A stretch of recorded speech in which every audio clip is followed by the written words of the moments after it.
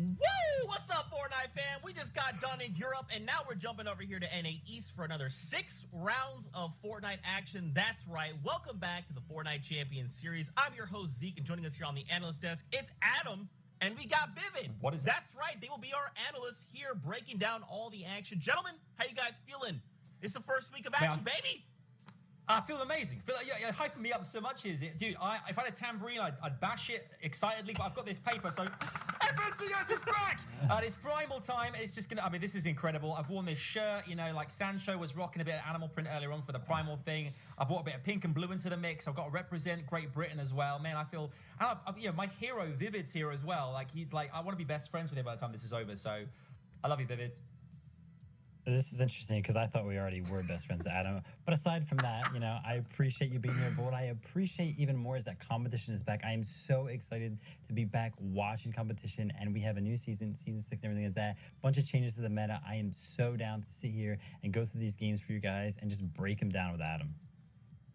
That's right, and we'll get to all of that in just a second. First, we got to talk about the broadcast. But don't worry, I'm right there with you on that excitement level. Okay, as you guys know, we start things off in Europe. We jump up here to NA East, and then we end the day in NA West for another 6 matches. So if you're enjoying what you're watching, make sure to come back later for a action in NA West. Now, let's talk about the tournament format. Now, I'm gonna throw a graphic at you. Don't be scared. I know. Whoa, see, whoa, colors, a lot of things. Don't listen. Okay, I'm gonna break it down, and I already made a video about this. If you want to learn more, go check that out on FN Competitive on Twitter. We're starting things off with the qualifiers. That's to the left side of your screen. Later on, we'll jump over to semifinals, the reboot round, and our last stop is finals. But right now, we're going to go ahead and focus in on the qualifiers, and Adam is going to be the one to break this all down for us. Adam, over to you. All right, let's break it down. Ultimately, over the course of the next 3 weeks, we have qualifiers. Each of these qualifiers have 4 rounds. We've had the first 3 rounds of Qualifier 1 over the last few days, and right now is the last round of qualifiers. In this qualifier, the top 3 teams are going to go automatically to the finals, baby. Straight to the finals. The top 3 teams that everything rests on today. Those top 3 teams automatically go. Throughout the course of the next few qualifiers, all our teams will be trying to earn series points. The top 99 trios with the most series points are then going to advance to the semi-finals. We're going to have semis with heats. Then we're going to have reboot rounds. And then we're going to have finals. And then we're going to crown the active champions, winners of NAE somewhere down the line. But today is all about Qualifier 1 and this final round. It's going to be immense. Yes, Qualifier 1, top 3. There's so much win on that top 3 slot. An advancement to the finals instantaneously in the week 1. That'd be awesome. So how are teams going to secure that top 3 spot? Well, they're going to grab themselves some points. Now they can grab placement points or elimination points. And the way they can grab placement points is by grabbing top 24 in the game. Now, as you increase in that placement slot, you increase in points. For example, first place gets 30 points, second place grabs 26 points, third grabs 24 points, and it keeps going all the way down into that 24th place, like I mentioned. So teams really want to fight for those last couple spots. Any, placement advancements you can grab here because it's more points. And then, like I mentioned, eliminations. They're worth 2 points each again this season. And we saw last season that had a huge impact on how aggressive trios were. And it's really, really awesome to watch because, the aggression is so fun to watch. That's right. And we already saw some of that coming out of the action over in Europe. So I'm hoping that NA East will continue to bring that hype. But of course, don't forget, in finals, this is your prize breakdown. We've got 7 regions and of course, acts of champions to give out for every single region. So it's going to be an incredible time. The next few weeks / month is going to be incredible. Make sure you come on by, follow your favorite Twitch streamers, wherever they're at, YouTube or wherever they stream. Follow these guys because these guys are absolutely incredible. And make sure to follow all of the action. Now, we already took a look at kind of the 7 regions that are going to be competing. 3 of those have already wrapped up. And Middle East has out now actually a 4th. So we're going to toss it over to these 2 to break down what they're seeing in Middle East and how we can potentially translate that to the performances here. Yeah, here we go. Speedy, Hype, and 7-Man. Incredible. First place there, 41 eliminations. The final 2 games, 23 of those came in those final 2 games. So pivotal. They only finished outside the top 10 once. You look at Modis, Kai, and Abu as well coming in there in second place. They had 2 victory royales. 15 eliminations and 12 eliminations. Across the other 4 games, only 2 eliminations in total. So even if you have a few bad games, you can still get through. And 161 points in 3rd place there. We have Wagner, we have Pro, we have Dexify as well. They only finished in the top 10 in 3 games, but 32 eliminations got them over the line. But all the other teams, those series points will go towards their attempt to get into the semi-finals down the line. But great region, great stuff happening, and it's good to see that that teams are getting those victory royales and the eliminations, as we saw as well as Vivid really well put there as well. Standings so tight now. Eliminations 2 points each. The standings are really making a difference. Only 1 or 2 points between each place. So this table, these are going to flip flop left, right, and center. So exciting to see. Oh, I thought he was going to add to that. Nah, go ahead, Zeke. Wow. Okay, Vivid. All right. See, Vivid and I are going to get into a little bit of beef on the broadcast. It's going to happen.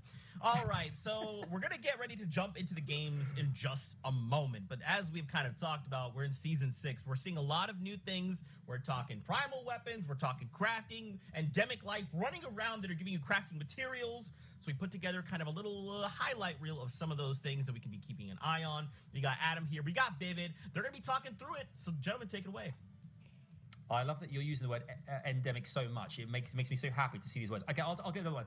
It's an effervescent atmosphere now here on Wow.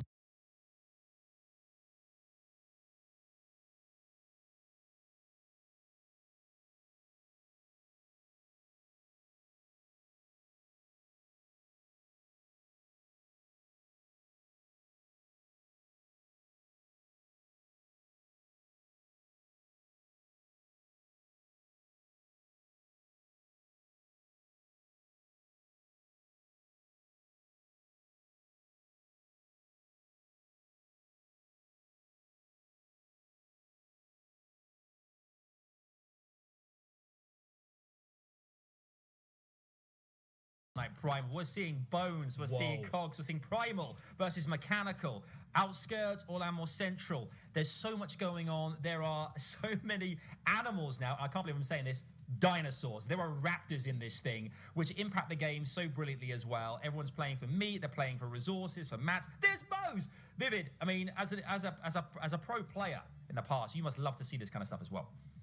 You know, the bows are a very, very cool touch and addition to Fortnite because of the precision, the marksmanship that is required to users. I love watching clips that come out from using those things. You know, there's back-to-back headshots. When you hit those, they are absolutely phenomenal. And then, you know, like you were mentioning, there's a bunch of new weapons, primal weapons, and then the return of the famous, the beloved pump shotgun. It is back this season. It is back in competition, and it's going to speed up these games so much. Gameplay is just going to be instantaneous. You're going to be making sure that you're paying attention to what these players are doing on every single minuscule scale because all the edits, everything they do, where their position, it's all going to matter.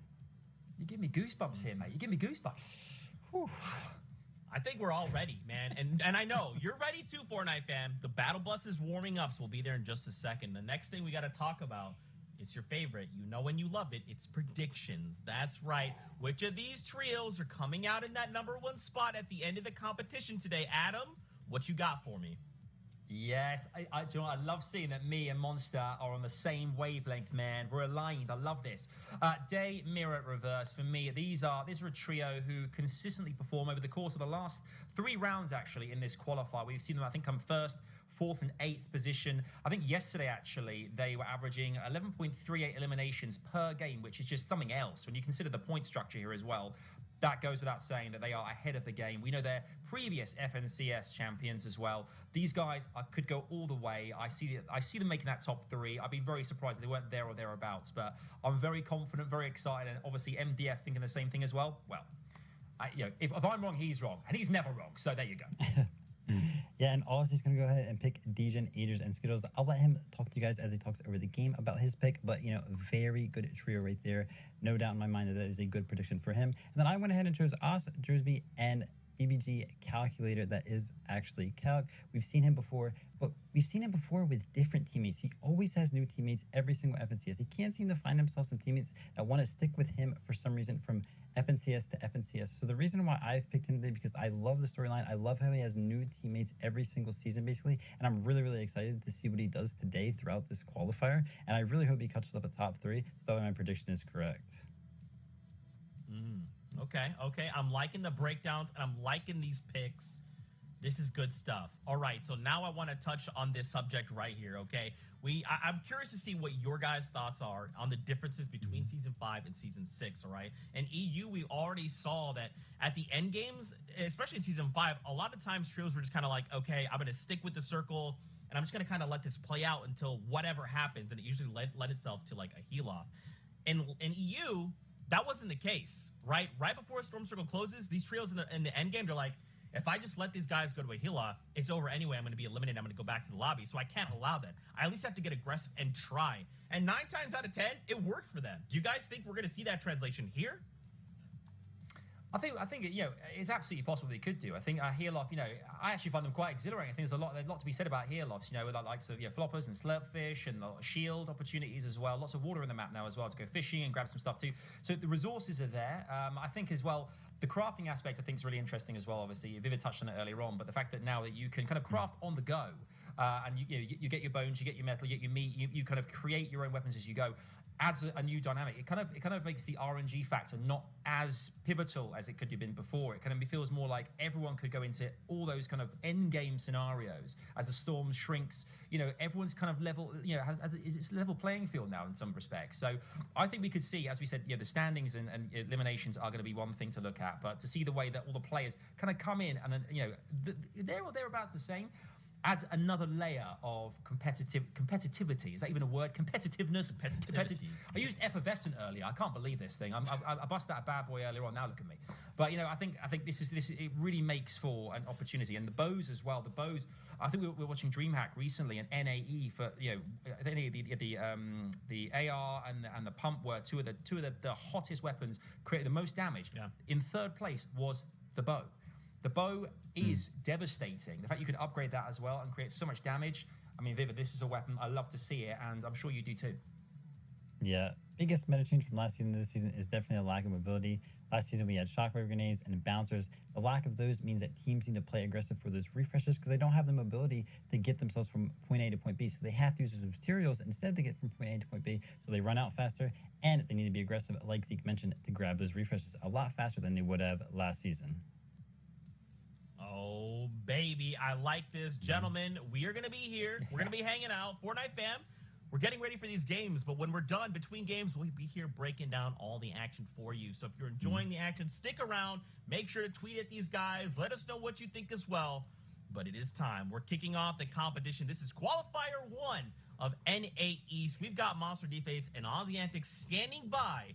And one of these two gentlemen is really cool, and the other one just got married. So I'll let you decide which ones those are. Gentlemen, over to you. I mean, I was going to say that I was waiting for it. That is one of the major things that's changed between last season for this season for me. Yes, thank you. But even my wedding wasn't going to keep me away from casting all the NA East action. I'm so excited to be here. We have another season monster. The guys just summed it up perfectly. There's been a lot of changes, but I know we're going to get the same top tier gameplay. Yeah, exactly. Like you said, there's been a lot of changes, and here we are. The standings as well, the players coming in has also really changed for this week 1. So I think what we're looking at today, Aussie, is going to be a new kind of setting set up here for pros to make a name for themselves, right? I don't think that the top 33 that we're going to watch compete today were the ones that everyone was expecting to be here. Yeah, and normally we see some of those kind of more underrated teams kind of jump in around the bottom, maybe like, 29, 27, but we've seen a few of them at the top of the leaderboard. And again, yes. I was a bit preoccupied this weekend. I made sure I rewatched the games back. I was really surprised to see some of these guys, that I hadn't seen before. I wasn't surprised they made it top 5 because they played so well. I'm surprised I haven't heard about them before. So I'm excited. That's the point of the broadcast. We get to highlight these guys, feature them, introduce them to you and to us sometimes. But yeah, we've got our normal names in there though as well. I'm seeing Clicks, Boog, and Bizzle up there in top 5, but you and me will discuss this for the broadcast starter, Monster. We've had kind of less practice than what we're used to seeing coming into NAE, so a lot of the teams, it's kind of hard to gauge where they're at. Normally we know exactly how they're stacking up. Right now, I'm not entirely sure. Yeah, and that's the thing, man. Like, NAE is in, I would say, volatile grounds right now. The players practice, like you mentioned, it's been a little bit different. It's been all over the place. And I think that's really feeding into the fact of why we are watching or seeing new teams come up to the tops. I saw Chewy there Dawn, Magnolia. Like, these are players that have been in the practice scene, but now picking up second place in a qualifier round, right? Coming into the final stage here today. That's a big deal for a second. And then others, Teo, Chimp, Tabney, they had a phenomenal FNCS run before. Didn't have the grand finals performance they were looking for, right? Not the top 5 necessarily, but again, high placing spots. So, Ozzy, what we're looking at is I'd say the new wave, a rise in brand new players breaking into the space. Yeah, it's going to be exciting to see as well. And we've seen quite a few meta shifts, so maybe some teams just adapting better to that, or it was always their style and we didn't see it. This is the first meta, I think, going back until like Squads FNCS, where we've seen no mobility. Like, we have the vehicles and we have the upgraded tires now, which it helps mid-game, but end-game, last season we had bounces, and that might not sound like a lot, but compared to nothing, that's quite a lot. That's enough to get some good rotates, some good elevation changes. Right now, we are back to just who knows how to position themselves, because if you position wrong with only, your materials to work with and no mobility, there's really no coming back for that unless you can get eliminations. And that's what I think we're seeing. Some of those teams that are just better at getting eliminations endgame, they're restocking their mats, they're getting themselves out of sticky situations, so it's leading to more consistency, where a lot of those teams that I think maybe played a lot more placement heavy and just sat for rotates and didn't go for eliminations, they're the ones that are struggling, I feel like. And I feel like that's also why Reverse 2K, Miro, and Day were just outside of qualifying last season. Remember, the season that they took the FNCS championship title was the no mobility meta. So I feel like it is very much their time here and now. Like, this is the season that they were champions once in. This could be the season that they come and fight back for that championship. I had the pleasure of interviewing with Day, and he said just that. It's how he's feeling. But oh my gosh, game 1 kicking off with a bang, quite literally, as Sully's going to find Straw Hat Charlie up top. What was that, battle for the chest there? I think that was a battle for the chest here. This is an interesting drop as well. Obviously, one of the main new additions, the Spire, one of the most exciting drops on the map, but the loot is a bit spread out right now. And without 100% chest spawn in the game, a lot of players are having to just go for the loot they can guarantee. And I guess that big shiny chest on top was one of them. But I think what also led to that is if you've ever dropped Spire, or if you want a tip for dropping Spire, is you actually aim for those zip lines, because then you're higher up. You grab the zip line and you jump off. And that's the fastest way to go to the lower levels as well. I just think maybe last moment they spotted the chest and they all went for it, but that is not a drop I expected to see heavily contested. I see 2 teams at Lazy, 2 teams at Retail. Those are the drops I was expecting, and we do have a contest here at Sweaty Sands that has been going on not just this season, but for seasons. We've seen Gabe Tahi and Sprite drop this spot quite often, and it looks like we have no clicks, Monster.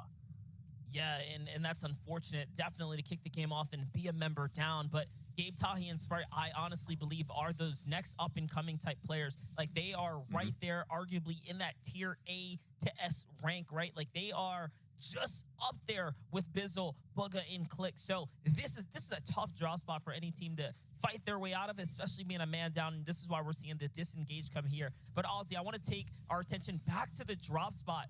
We just watched a good chunk of the map not even contested. I'm talking about Camp Cod and the mountains south of the Misty down there. Like, all of that was completely clear. So I don't know if, like, these guys want to mix it up for today to play for top 3 or not, but there's so much more space to really take. It's an interesting one as well, because Camp Cod has one of the strongest NPCs in the game. It has a guaranteed upgrade, even sells mechanical parts with really easy quests. Like, if you want to drop somewhere to guarantee you're going to get insane loot, I'm talking epic or legendary assault rifle, epic or legendary pump shotgun, it's Camp Cod. But the reason a lot of these pros don't go when it comes to these final rounds, these really stacked set lobby games, is going to be because of the Storm Surge. Getting out of there, you're down, you're behind the mountains, you're in the water. The rotates are quite difficult. But yeah, at the same time, though, I think I'd rather that than maybe something like this where you're double contesting phenomenal teams. One of those teams we're talking about, Monster. Magnolia's team came second yesterday, and I've definitely heard of Magnolia, seen them around on the scene, but a second place in round 3, that is incredibly impressive. Yeah, just massive pickup right there. And again, confidence booster, if anything at all. Now we're looking at, again, these newer teams that are making in here. Hungry, Balanced, and Crew at Lazy Lake. Another fight going down at the Swamps right now. And this is actually where you don't typically see the fight, on the warehouse section of the map. Not even the big main here. So this is a team getting aggressive on another in this early instance. I do wonder who's going to walk away on top now. Well, you know, it's interesting. We don't normally see a fight here at all because this is normally Jack, Slacks, and Acorn, our FNCS champions home, and no one wants to go toe-to-toe with them. We're talking about it. Obviously, they're not here. They're already through. They're going to be there in the finals now, seeing if someone else can do it from their drop spot. And you know they're kind of putting it on loan because you know at some point, even if you do well out of here, you're going to have to go up against the FNCS champs. But I like the opportunistic teams. They know that means they're not playing. They know that means they're not going to be here. So they're kind of muscling their way in. And all the fights we're seeing so far, everyone's playing a really careful, really safe monster. No one wants to go in for that full engagement. Despite having the pumps back in the game, you have the ability to, open up a really big shot. But this is the best of the best in NA East, and no one wants to misplay and put themselves out of position. And some teams already have 3 teams being down, the feed continuously getting light up, and that's what happens when these drop spots are so contested. Caught Genesis on the other side, though. Coop, Leo is down, and Coop has to play defense here, but it looks like it's a 1v3 right now as 2 members are down here, so it should be all but over for Adams, Caught Genesis, and Coop to wrap this battle up. And yep, they do just that. So, the center of the map being a big drop spot, not bad at all. Great way to kick things off for them. Yeah, the 3v1 now as well. They got one of the finishes. I thought that was the last player, but man, putting up a good fight here against COD Genesis. And COD Genesis, one of the better fighters in NA East. There it is, closes out over the top. Coop had the angle, and look at the loot on Coop right now. The legendary assault rifle, the blue pump shotgun. They're looking fantastic. And I love how Viva was repping it for Calc earlier, saying, really struggling to find teams, and for no good reason, such a phenomenal player. But this is another team. I feel like this is going to be our kind of ragtag misfits team. Coop, one of the best solo players, not just in NA East, but the world. One of the only players to win 2 major solos events back-to-back, DreamHack and an FNCS, but has always struggled to find a team that wants to stick with him and really recognize his skill. And I like the fact they're coming up here with a bang, because I feel like COD Genesis has been in a similar position for multiple seasons now. So I really hope they perform well. Yeah, and just to kind of add on to that Coop story, too, after the FNCS was over and he was kind of like the solo king of the scene, and we transitioned into team-based game modes, he won a team-based game mode right after that, too. So, he was like literally on fire, but it does come down to your teammates, and we've seen that before, how not having the proper teammates can quite literally hold your career back in this instance, right? You need players that can keep up with you. You need those caliber of players to believe in you, and also just practice against in general. A team that we've seen kind of become the top caliber is this one right here. DJ and Agers and Skittles. I feel like they've really wrangled their way up and demanded respect from the best. Yeah, that's why they're my prediction to do it here. It's the chemistry as well. They've been playing together now. I believe this is their third trio season they're playing together. So they're one of the only teams in the world, not just NA East, that's stuck together since the very start. And Skittles originally as a pickup was a pick that was interesting for DJ and Age as they break open this fight. The green pump comes out, 57 damage right now. So that's white as well. This player has no shield. They're looking bad, and they're getting backed up into the reboot van where you can't build. And this is interesting. I don't believe DJ and Age and Skittles have dropped here at Craggy. Oh, I believe they've rotated in from their usual orchard drop, but we'll have to make sure here as Dripsy is trying to put up a good fight here with Strifey, but Skittles one-on-one with Dripsy, and that's what you want. We talk about team chemistry, we talk about players who play well together, but having the confidence to take your ones, and that is 2 players there, I believe it was DGen and Skittles, I think there, who both took their ones and absolutely cleaned up their opponents, and that's a full trio white for not having expended much. That's what you want compared to this kind of fight monster that really drags out and just eats at the resources you don't have. Yeah, and it's already been going. This is the first battle we tuned in with at the top of the show. And again, Lazy Lake being that contested drop here. Zones now coming in. Players are rotating nearby. This guy down low is just trying to escape. I believe that's Bryce now moving to the gas station. So the entire squad's pretty much in shambles here. Hungry might have been picked up for the reboot card, but there are still, again, just all kinds of players. Actually, that's a brand new trio. That's Dictate and Justice. So they've rotated into this place and kind of got drafted into the battle, if you will. So there's this trio down low, Magnolia, Don, and Chewy, who are all very much in shambles, but at least with one another. And they finished second yesterday, and now they have to move out with not much to work with.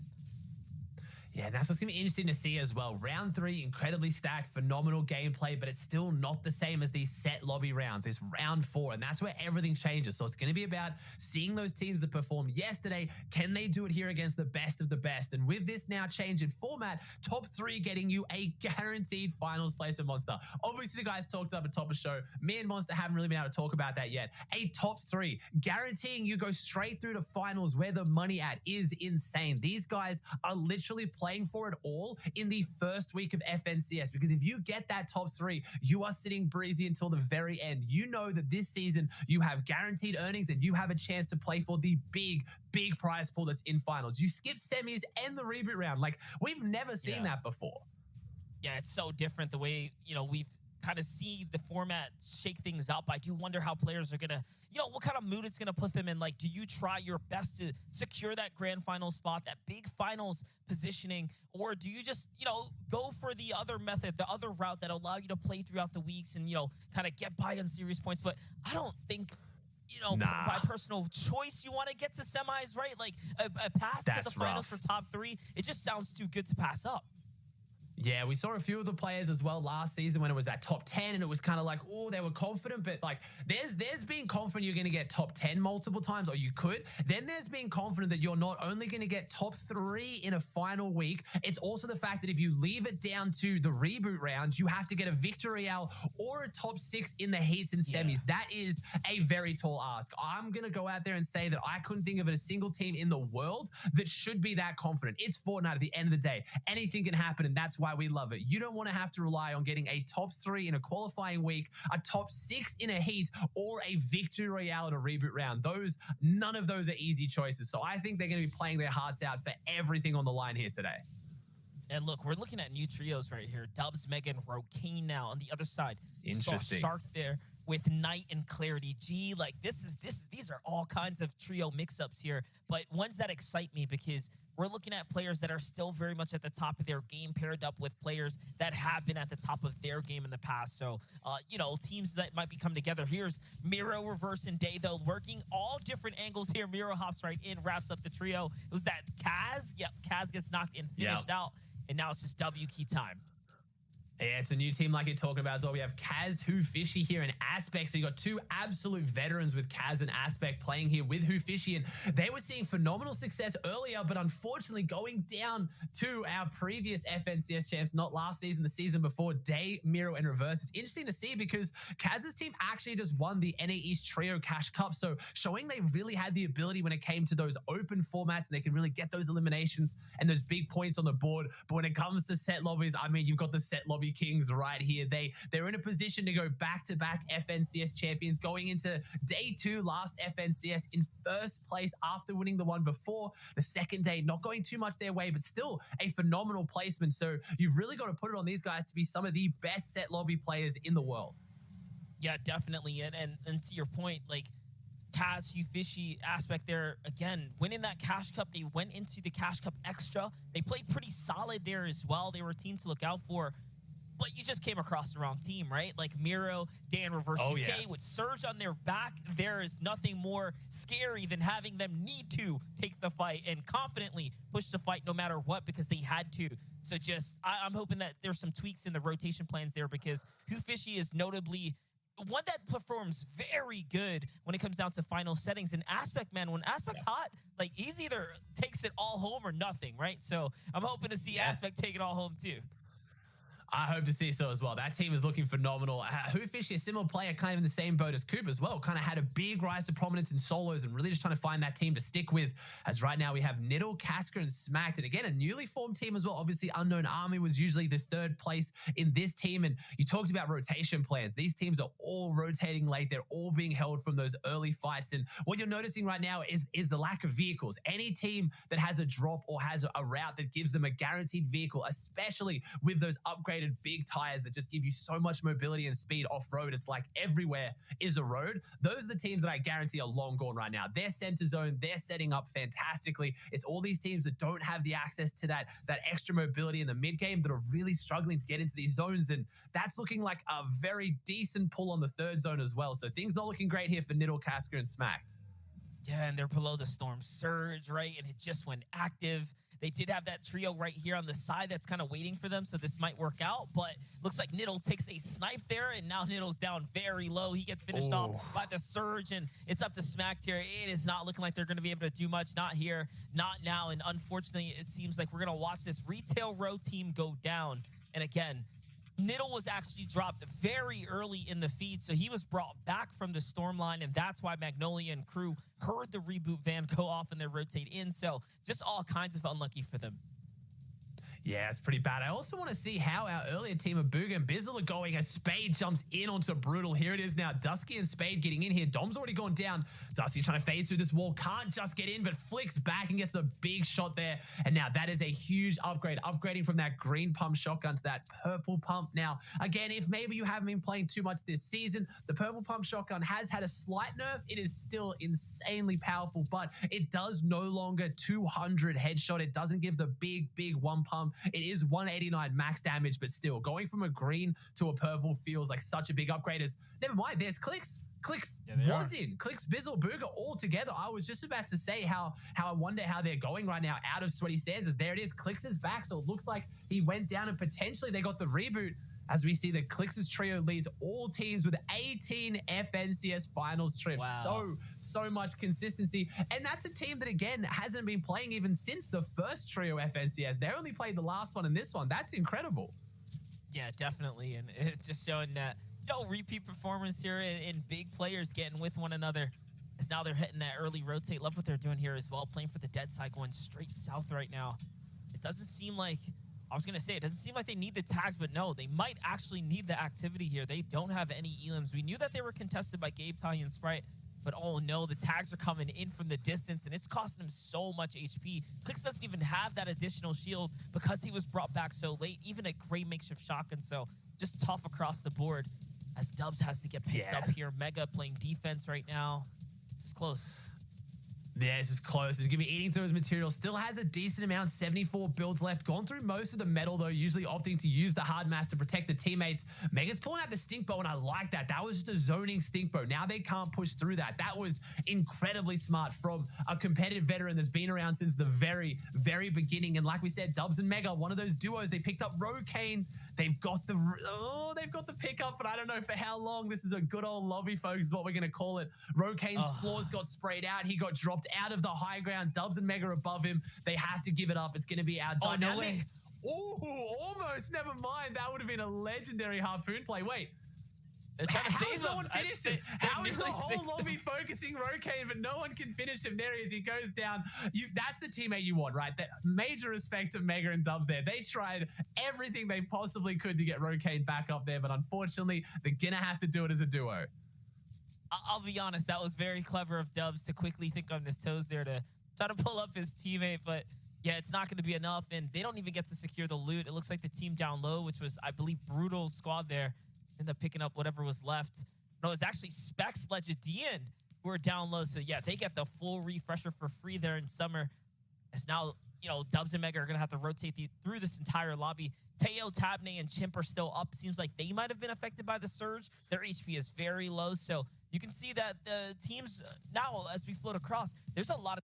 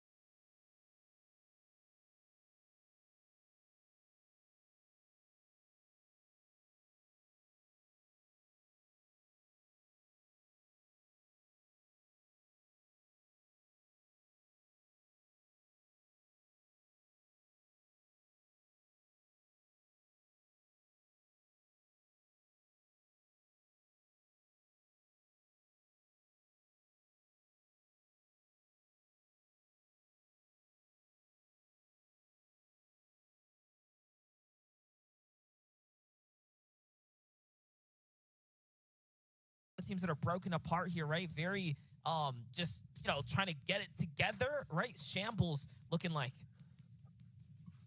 Yeah, some of them are kind of a little bit split. I like this as well. Clicks, Bizzle, and Booga invested a lot into this rotate, but they hit a really, really good dead side rotate. If you guys don't follow competitive Fortnite too much, that's very simply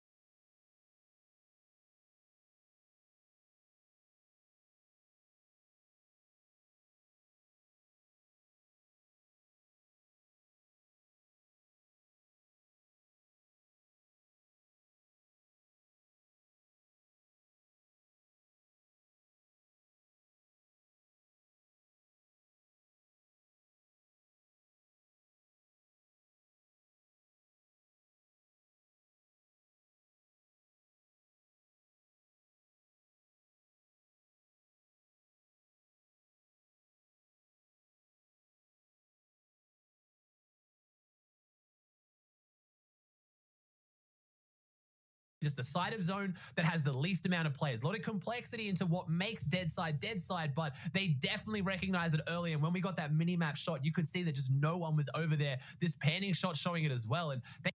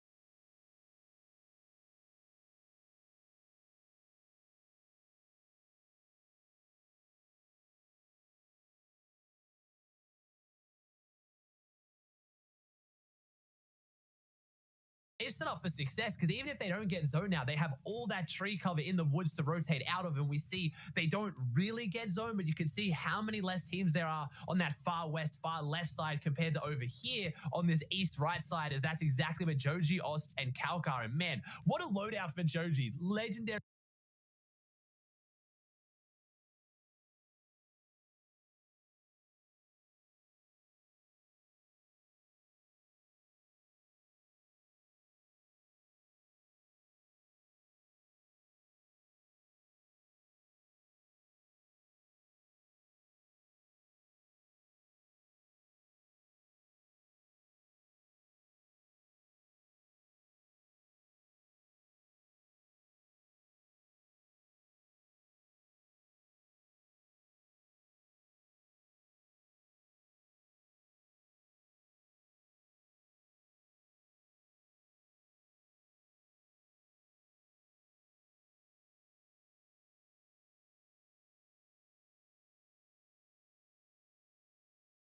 assault rifle, purple pump shotgun, and the blue mechanical bow with that insane 212 headshot damage potential. That one shot is back. Snipers are gone, but in the primal season, we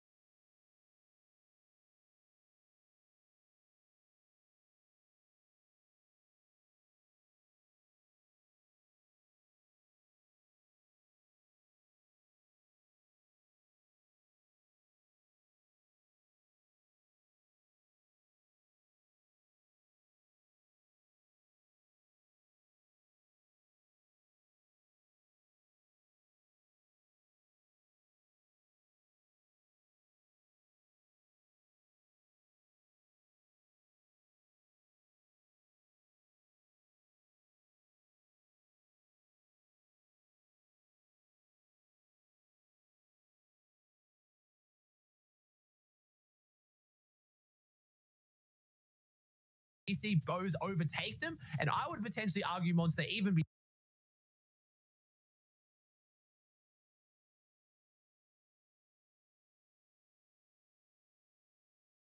stronger than the sniper rifle. You can hit fully charged shots while jumping. You can just do so many things you couldn't do with a sniper that makes them more versatile. But the bottom line, one-shot headshots are back, and that can change any tournament, any standings in a literal instant. Yeah, not only that, I think it's just more skilled in my opinion. Hitting those shots are not easy, but hold up. Let's get into the action here as Magnolia gets chipped off of the Storm's edge here by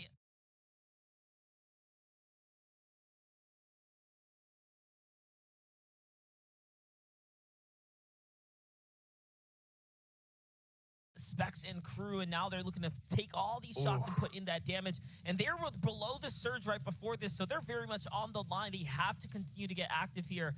As you can see, it's just going back and forth. Knight and Shark are getting pushed in. Clarity's already down. It's Dubs and Mega who are up above. Chip and Tabney seems like they're already out as Teo is by himself here.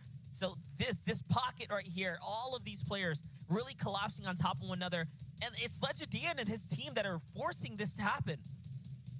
Yeah, and you're right, Surge. People need Surge right now. Players need it, as we see. It looks like Calc, Osman, Joji are one of those teams, one of those players. They've got med kits, but they don't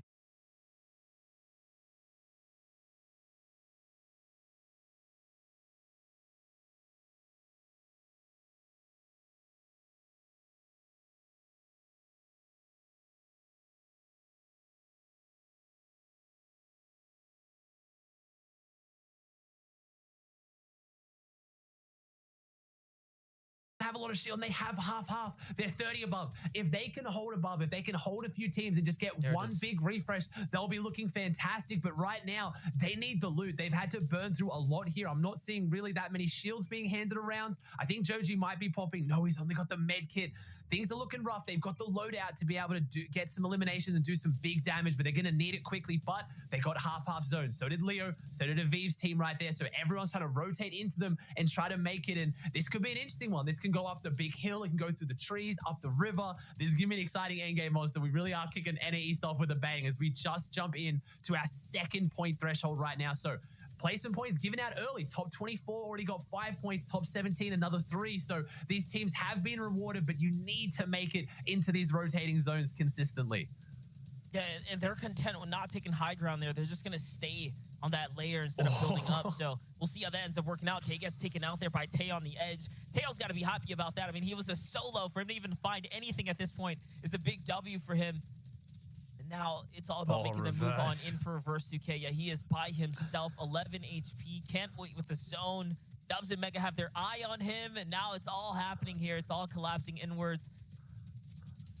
This was difficult. This rotate was so hard. Everyone ran around the edges. Everyone went towards this kind of left side. So it meant that no one could white line and no one could run straight because it's just no man's land. You've got a literal wall of a firing squad just aimed at you and there's no builds to hide behind. Reverse has done so well to even make it this far, and to make it even worse, now has a complete opposite rotating, and they know he's a solo. They're trying to get onto reverse now. If he jumps out here, surely someone across the line is going to see him, but maybe they're more focused on their rotate, which reverse has to do now as well. Only one tick. And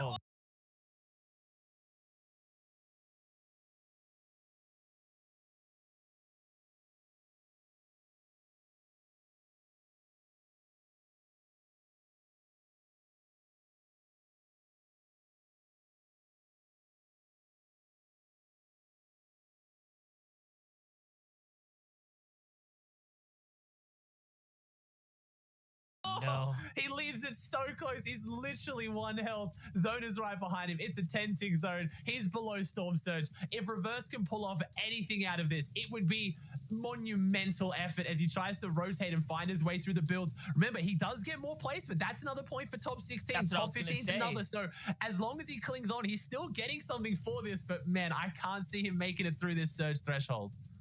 No, look, he's doing it. I mean, every single, moment now that he stays alive is an opportunity to earn points.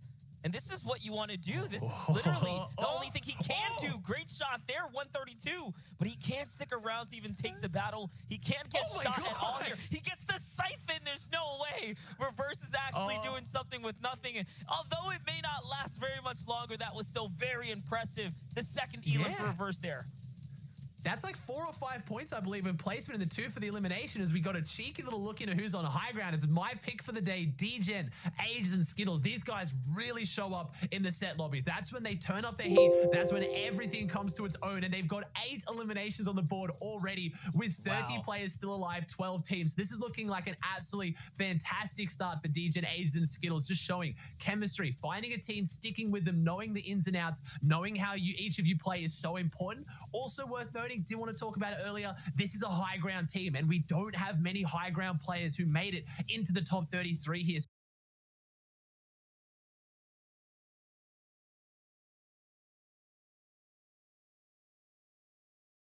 So I think they're going to run a muck up here all day today as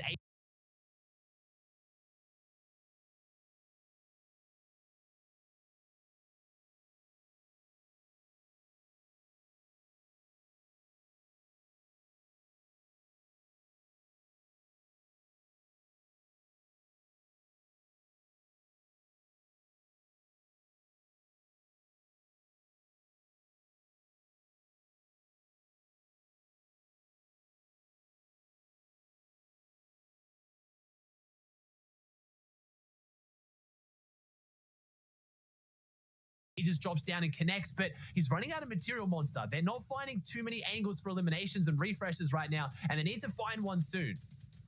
I mean, at this point, with how many they got, it's probably best for the lobby if they don't get any more points because they have so many. Down low, though, Rise Jumper and Threats are first place finished yesterday for the second qualifier. Now we're here. And look like they're doing pretty okay. They have the loot to work with, the HP as well to back it up. But into the boxes they go. This should be a big pickup, and it is. It's Coop who is a solo. Nicely done, quickly wrapped up, and this is where the big placement points really start to get given out. Yeah, we saw the guys break it down in the early of the show. EU this morning, we did not see heal off. This is a change in the meta. It's definitely due to that lower mobility. Players aren't making it to the end game with enough material and enough meds to go for the heal off. They have to use them early as we see Rise Jumper and Threats running through the low ground. They don't have a lot of builds left, though. They're all having to cower in one box. This is a sign of a team that's desperate, but they've got the firepower. They have the ability with these players to get some eliminations, and there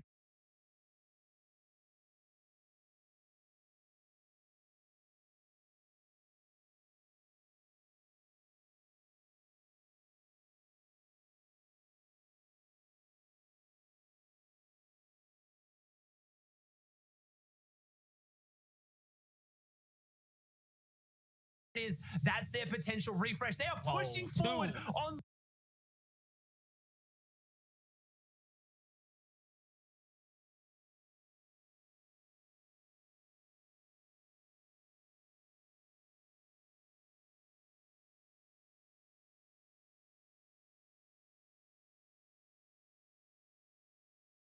low ground. You've got to compare this to teams like Centered, Edgy, Commandment, the Claymore, the builds. They don't have the mats, but they have the aim, they have the firepower, they have the desperation, and they are just dropping players down here right now. That's 2 more eliminations, 4 on the board, but they need to find a refresh. They have nothing to work with. Yeah, they're still going, though. They're not giving up just yet. As Rise finally falls now, it's going to be their 4th elimination. Jamper and Threats are just on the door of getting taken out, but no, the Storm Surge. The Storm itself picks up another one for Threats here, and it keeps them in the game. Up top, though, Skittles and Degen working as a 2-man crew right now. Although a man down, clean things up, and they make it look easy. Ooh. They make it look easy, and if my math is correct there, that's a 13 elimination victory alpha. Again, I gotta say it, my prediction, but Degen, Aegis, Skittles showing up in such a big way, showing they still got it, because they've been a bit quiet in the Cash Cups and the weeks leading up to this, but they've just been so consistent in every set lobby they play for every FNCS, and they're proving why there. That was clinical. Yeah, and you saw, like we said, you mentioned it, they're a high ground type team. Calculator and his trio pulled that first half in, half out, and they didn't build up at all. Granted, they didn't have the HP or like maybe the arsenal to kind of back it up on the high ground, but no one took high ground, and they saw that as an opportunity, and their playstyle played perfectly into that. But either way, we do have the boys over on the analyst desk to break it all down, so we're going to toss it over there before we get into game 2. Aussie Antics is so powerful. He gets married, he comes in, he makes a prediction. They win the game with 13 eliminations. He's too strong. I'm going to have to find a way. I have to talk to the guys back at Epic. Epic, we have to nerf him. Okay, all right. So, guys, this was a great first game out of NAE. They saw Europe, okay? They were like, Europe, you guys are going crazy aggro. We're going to do the same thing. A 13 elimination victory royale. I feel like this is where you want to be, right? To just be like, FNCS starts, boom, there it is. What's up? To be honest, mate, you couldn't have said it any better, really. I think 13 eliminations straight off the bat, it sets a precedent as well for the rest of the team, seeing that they've had that much of a big head start there as well. You know, that alone, that's 26 points straight off the bat. Whether or not they get to the top 3, that goes towards their series points, which could get them down the line into that next round. So it's crazy. But I want to talk about drop zones as well. I think, you know, we touched earlier on my picks, Reverse 2K and Co. You know, they tend to always, I think it was even in the finals last year as well, Dirty Docks is the home of these boys. Straight off the bat, uncontested, straight into Dirty Docks. It's a great place to drop as well. For new players, it is full of vehicles. It's full of ways that you can farm cars. You can get tons and tons of materials and mats very early on. And these guys love to run riot here as well. We can see Steamy Sacks as well, which is another prevalent place as well, which I'm excited that I can see Reverse 2K and everyone. They got very early eliminations as well, which already sets a precedent. You know, with the pushing, they're getting their mats, they're leveling up all the weaponry, and then go straight in for the eliminations. What do you think? Where's your head at with Mikey 6 here? So yeah, we're gonna take a look at Mikey 6 here and Renato and Okus. You know, a recently formed trio. They're gonna be switching up their drop spots at the last second, going craggy cliffs to try to take advantage of the lack of our top 3 placing trio of Bucky and Co. Because you know that they land here. So since they can't actually play in this FNCS right now, because they did place top 3 in the last FNCS, so they're already in the finals. They're not here. So Renato's going ahead and try to land here to take advantage of that, but it didn't actually end up working out for him. And you know, as we always know, these early games are very, very important, and establishing dominance very early on into these 6-game series is important on your drop spot. And unfortunately, it didn't work out for them, but hopefully they can come into game 2 and switch that up. And then another trio that I want to look at, Dubs, Mega, and Rokane. Actually, Dubs and Mega had an unfortunate previous FNCS season where they didn't actually make it into the finals when we were expecting them to, so they went ahead and switched up the 3rd and grabbed Rokane. Adam, talk about the standings for us. Yeah, check this out. I mean, as you say, Dagan, Azures, and Skills. We saw earlier on, as we were saying, they had 8 eliminations very early on. It went on to 13 in total with the victory royale as well. 56 points right off the beginning. Right off the start here. So there's a really, really good start to things. Beef, Lupian, and Nick coming in there as well with 8 eliminations, 42 points, 26 placement points as well. We're getting really, quick here as well, eliminations from a lot of our teams. You can see Jamper, Threats, and Rise there with 5. Predator, Squish, Player 5 with 6. I mean, the top part of the table there, you can see that people were really trying to duel it out. They were trying to get those 2 points per elimination, which makes a massive difference. But as you can see, at the top of the table, that I can't believe Skittles already, the team was already 14 points in the lead, which is absolutely incredible. I'm sad to say that I can't see my selected trio anywhere in the top 10 list right now. It makes me very sad. It makes my heart sad. But the likes of Class, Dom, Dusky, Spade. I mean, it's good to see so many great teams there who are creeping up. We knew they would do. There they are, 11th place. I get 11th place in 5 eliminations. I'll take that.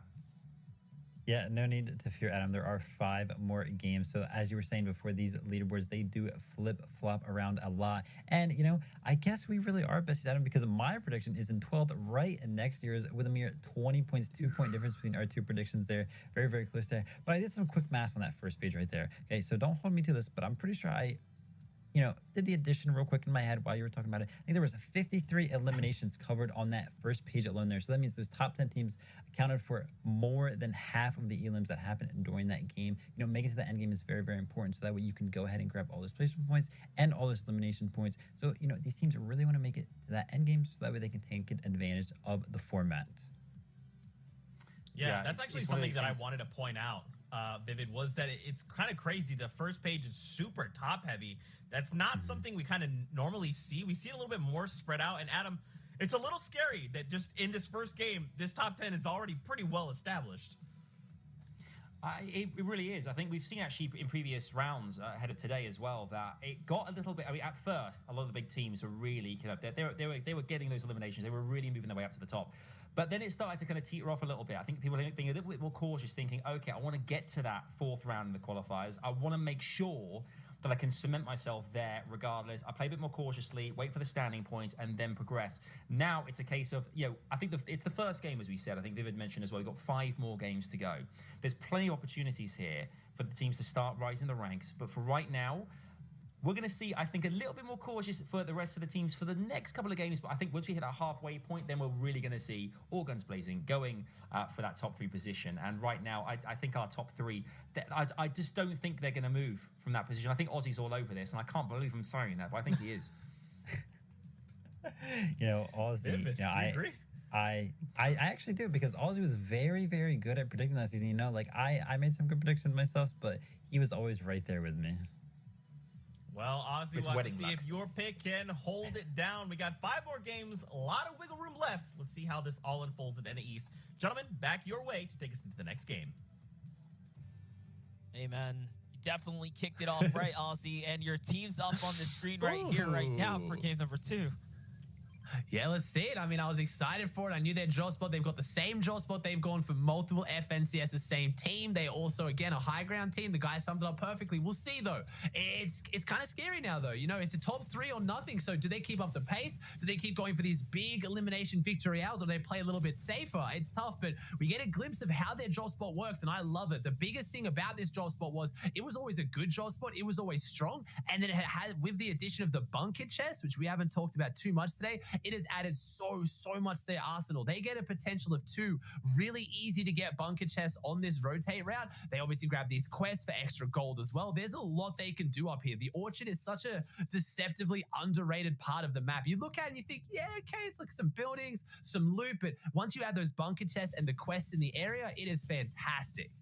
Yeah, it can really all come together here. They're at Sweaty Sands. It looks like Clix is going to go in and yoink up some loot there. That's a bit of a denial for the opponents on the other side, which is Gabe, Tahi, and Sprite. So they thought they were going to get some goodies off that chest there, and Clix says, nope, let me grab that. It's those little micro plays that really makes a difference.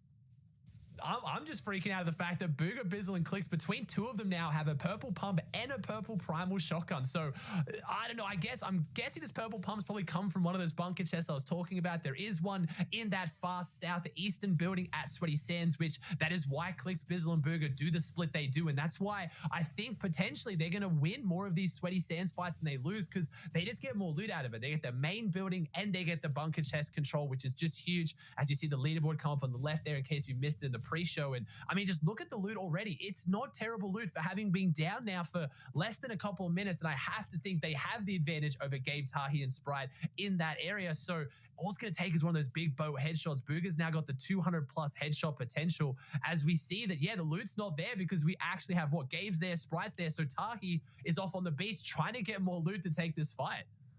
Yeah, and let's not forget, they won over more than half of the map there, right? Like, they kind of got the middle in behind them, so it's actually the majority of the drop.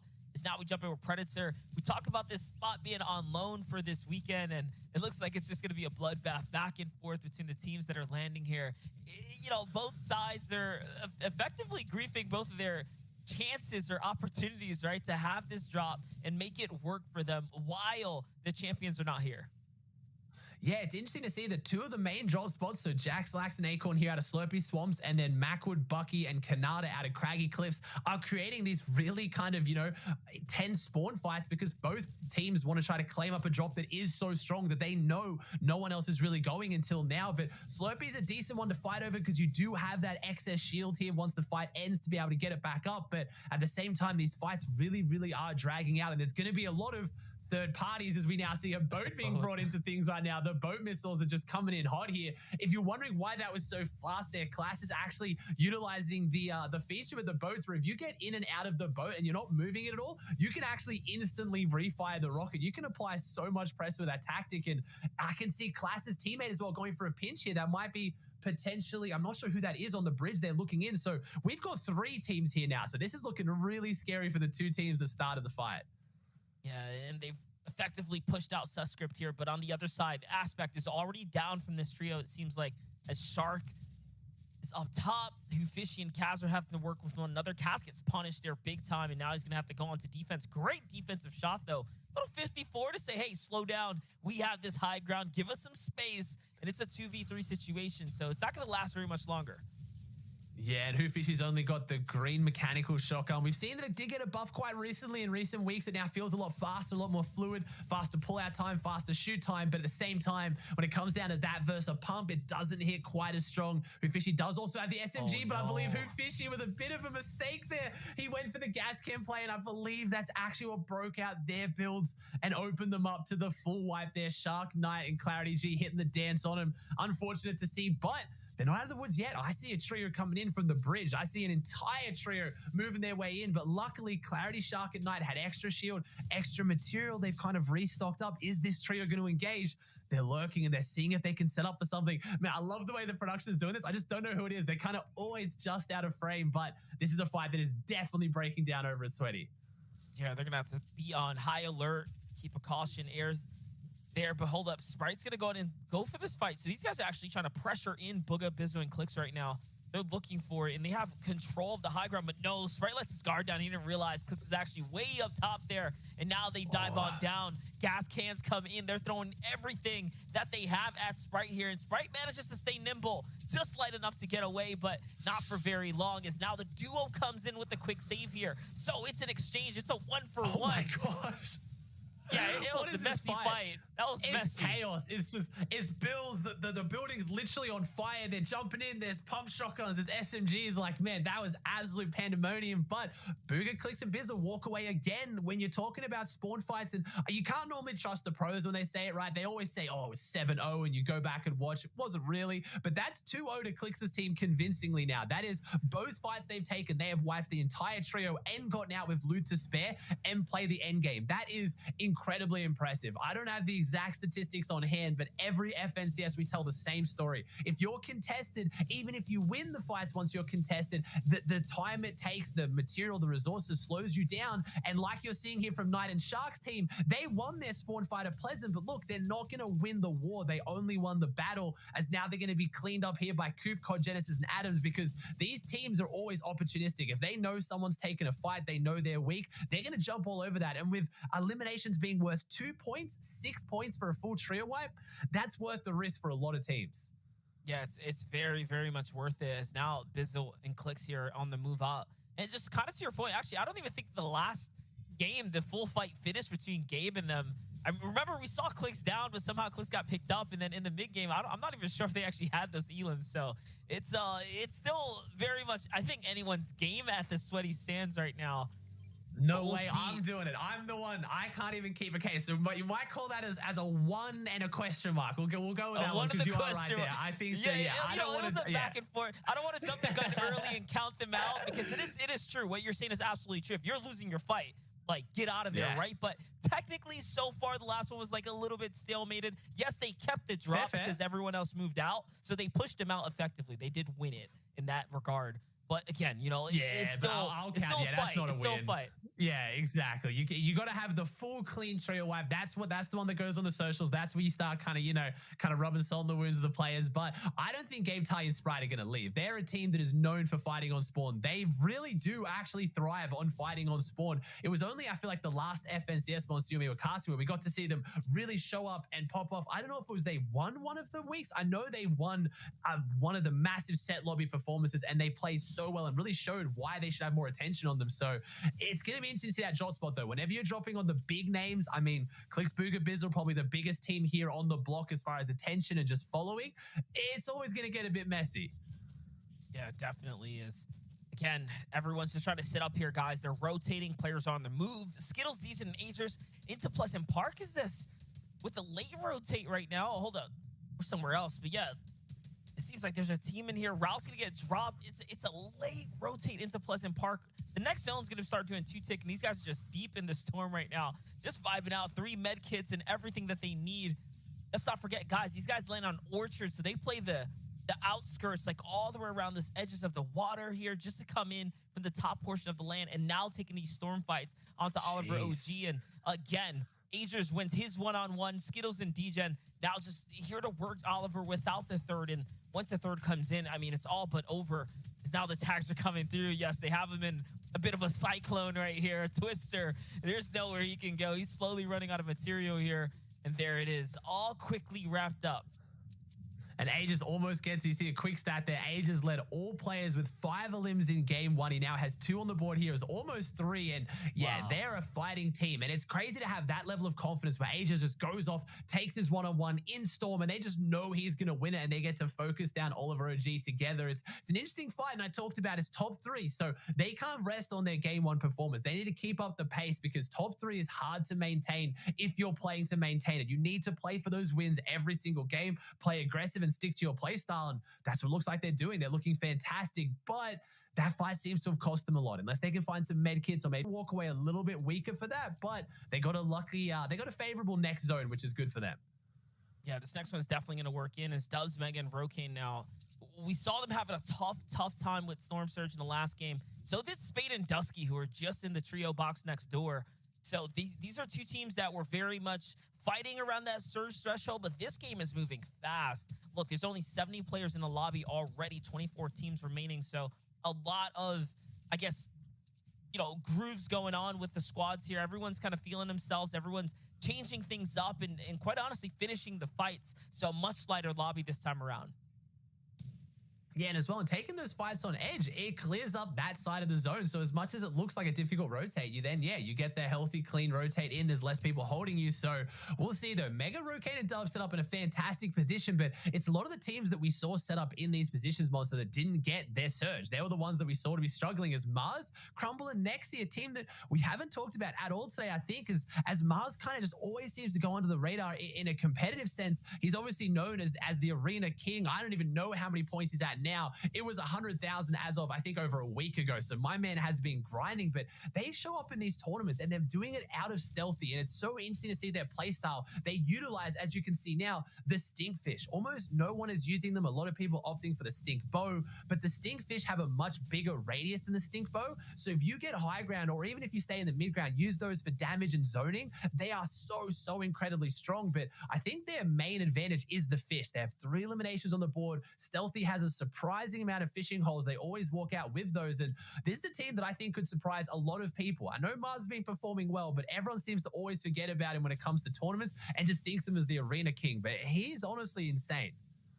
Yeah, definitely. You got to keep him up there. And you know, last game wasn't a good game for them. They actually went down very early, you know, considering where they normally have been placing in the previous tournaments. So they were I think they were the first full team wiped out. Yeah, they had 2 elims. They got fully wiped out. So this time around, I saw in the feed Nexi go down early, but it seems like Mars and crew did manage to clutch up. So, you know, they're a sleeper trio for sure.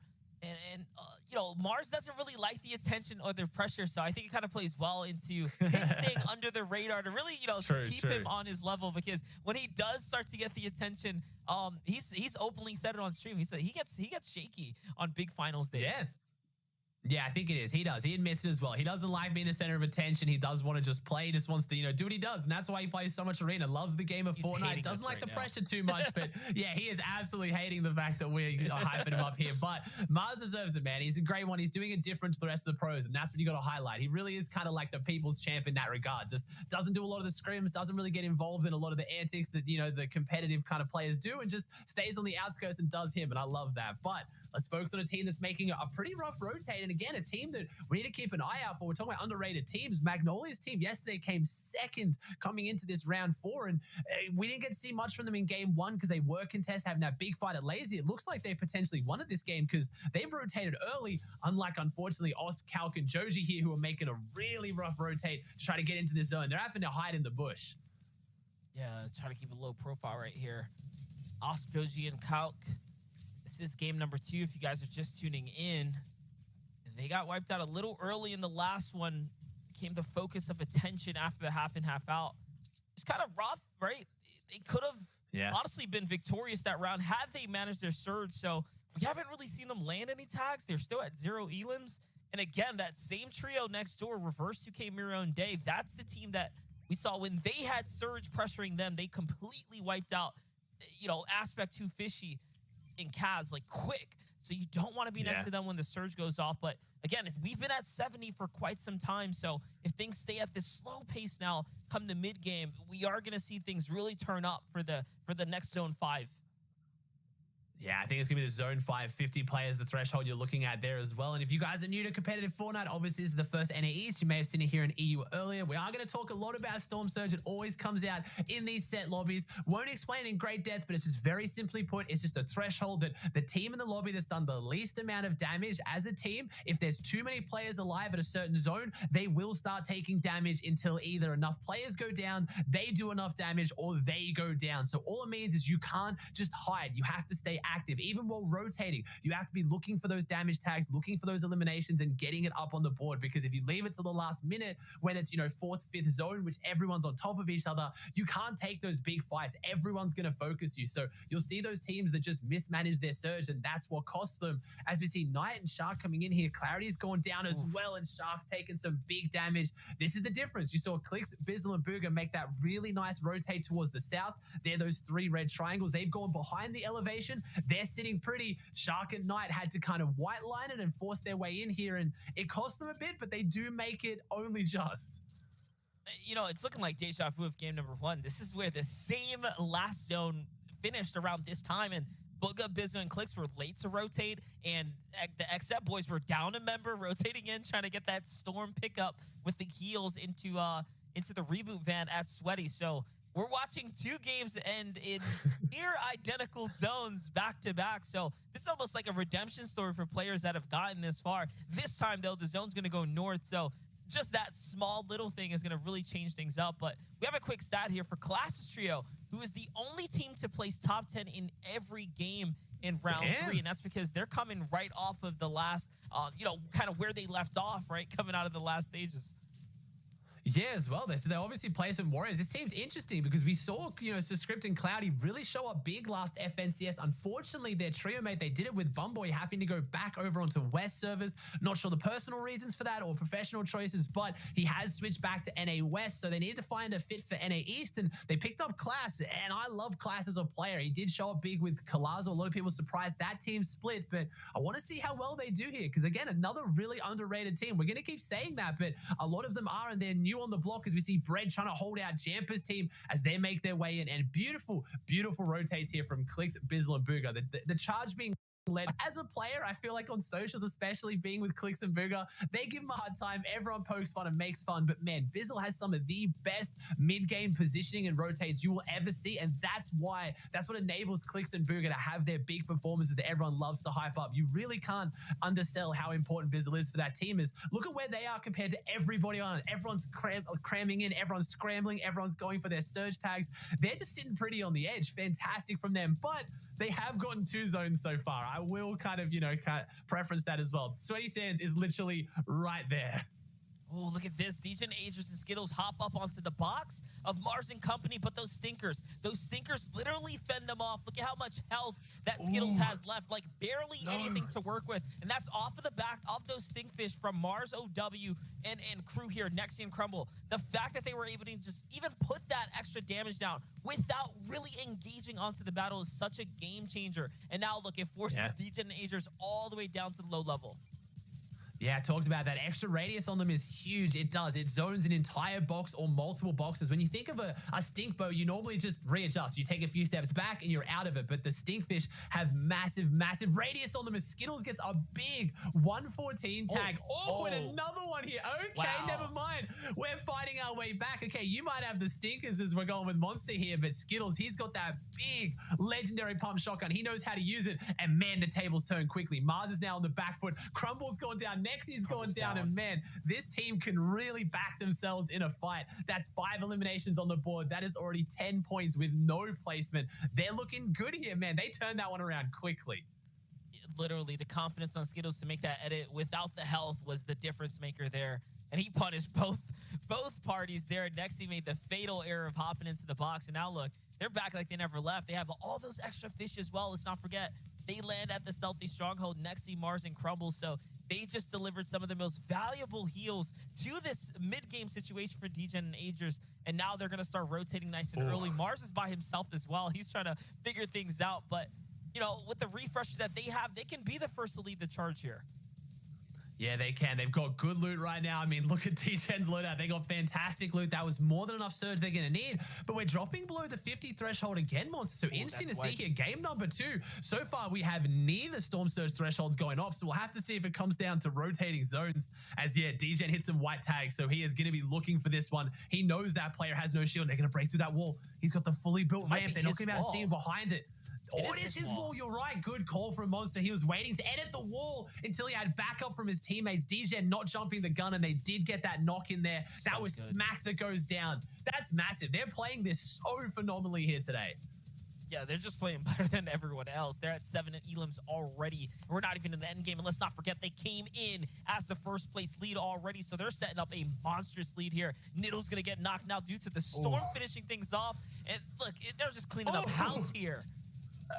9 eliminations. DJ has 6 of them. We saw that little fly into the start. I believe that was definitely for DJ. He's still up on the board. He's got to have the most eliminations again. This is insane from this team. As we now see 16 teams alive, 42 players. DJ getting tagged up a little bit. They got, again, worth noting, last game, they got complete opposite zones, opposite half, and opposite first rotating. They've done that here as well, as Age is now fighting off Dripsy on this rotate. I mean, they're doing it on a hard mode, well and truly, and they're doing it in style. That is now 10 eliminations for this team as Dripsy falls. If they make this next rotate, this is just honestly such an insane showing from a team. They're really showing up. And if they make top 3 straight into that finals, they're making a statement here.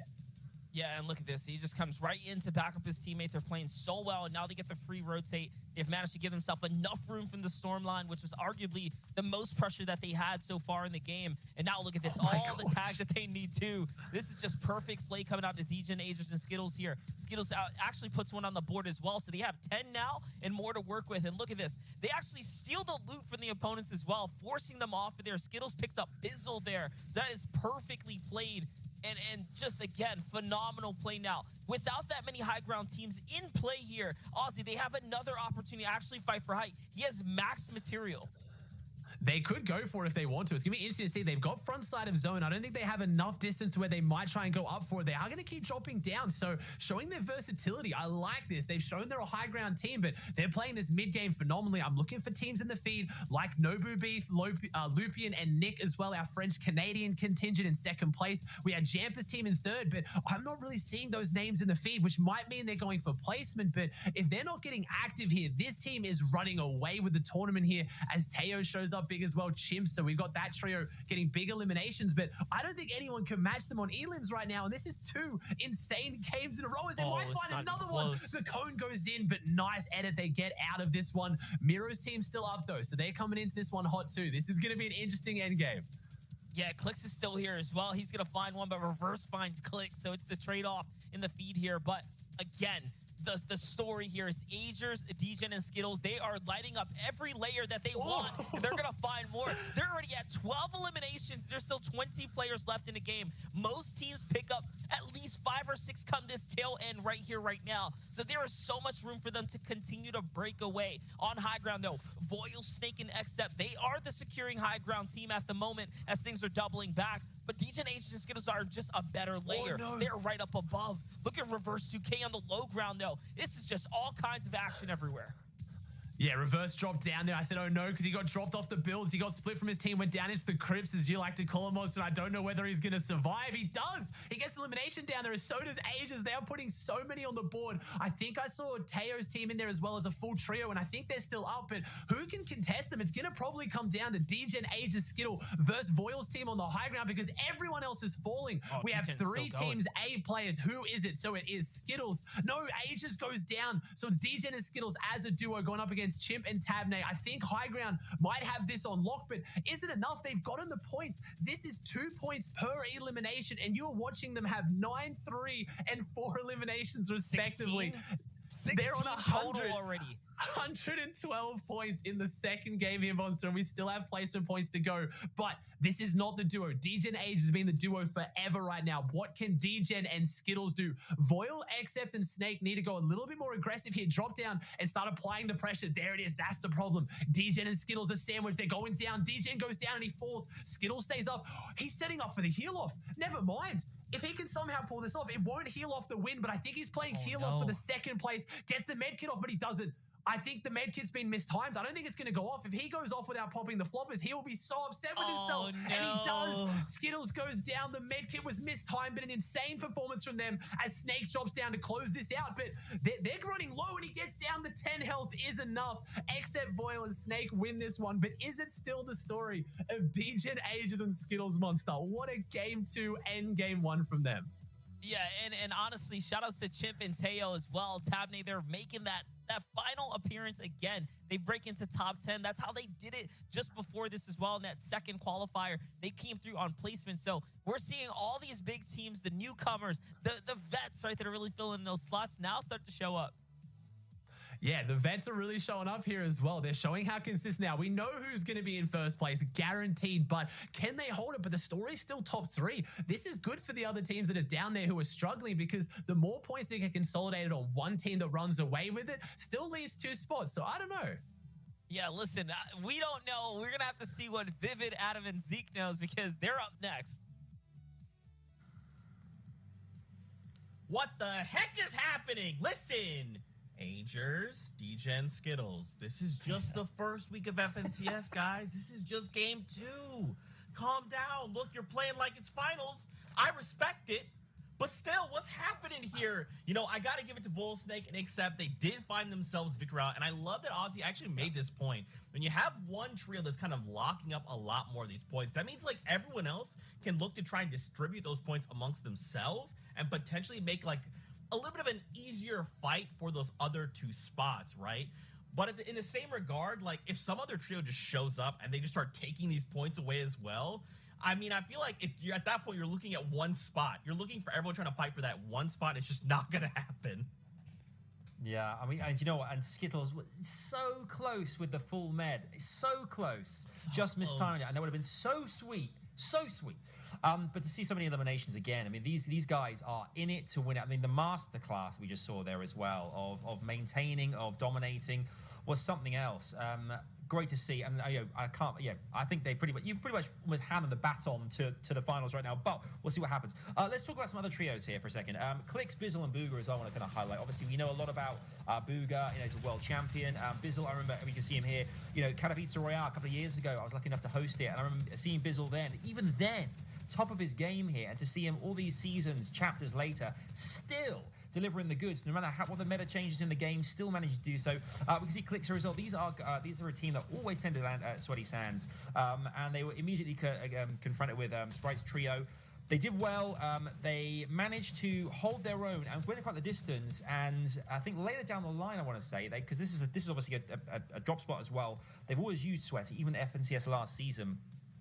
tend to dominate quite a lot. They haven't had a top performance throughout the course of this, but they managed to coast their way all the way through to now, and they were kind of in amongst it, weren't they? They kind of got to that last kind of few teams, but then DJ and Co stepped in and wiped them clean.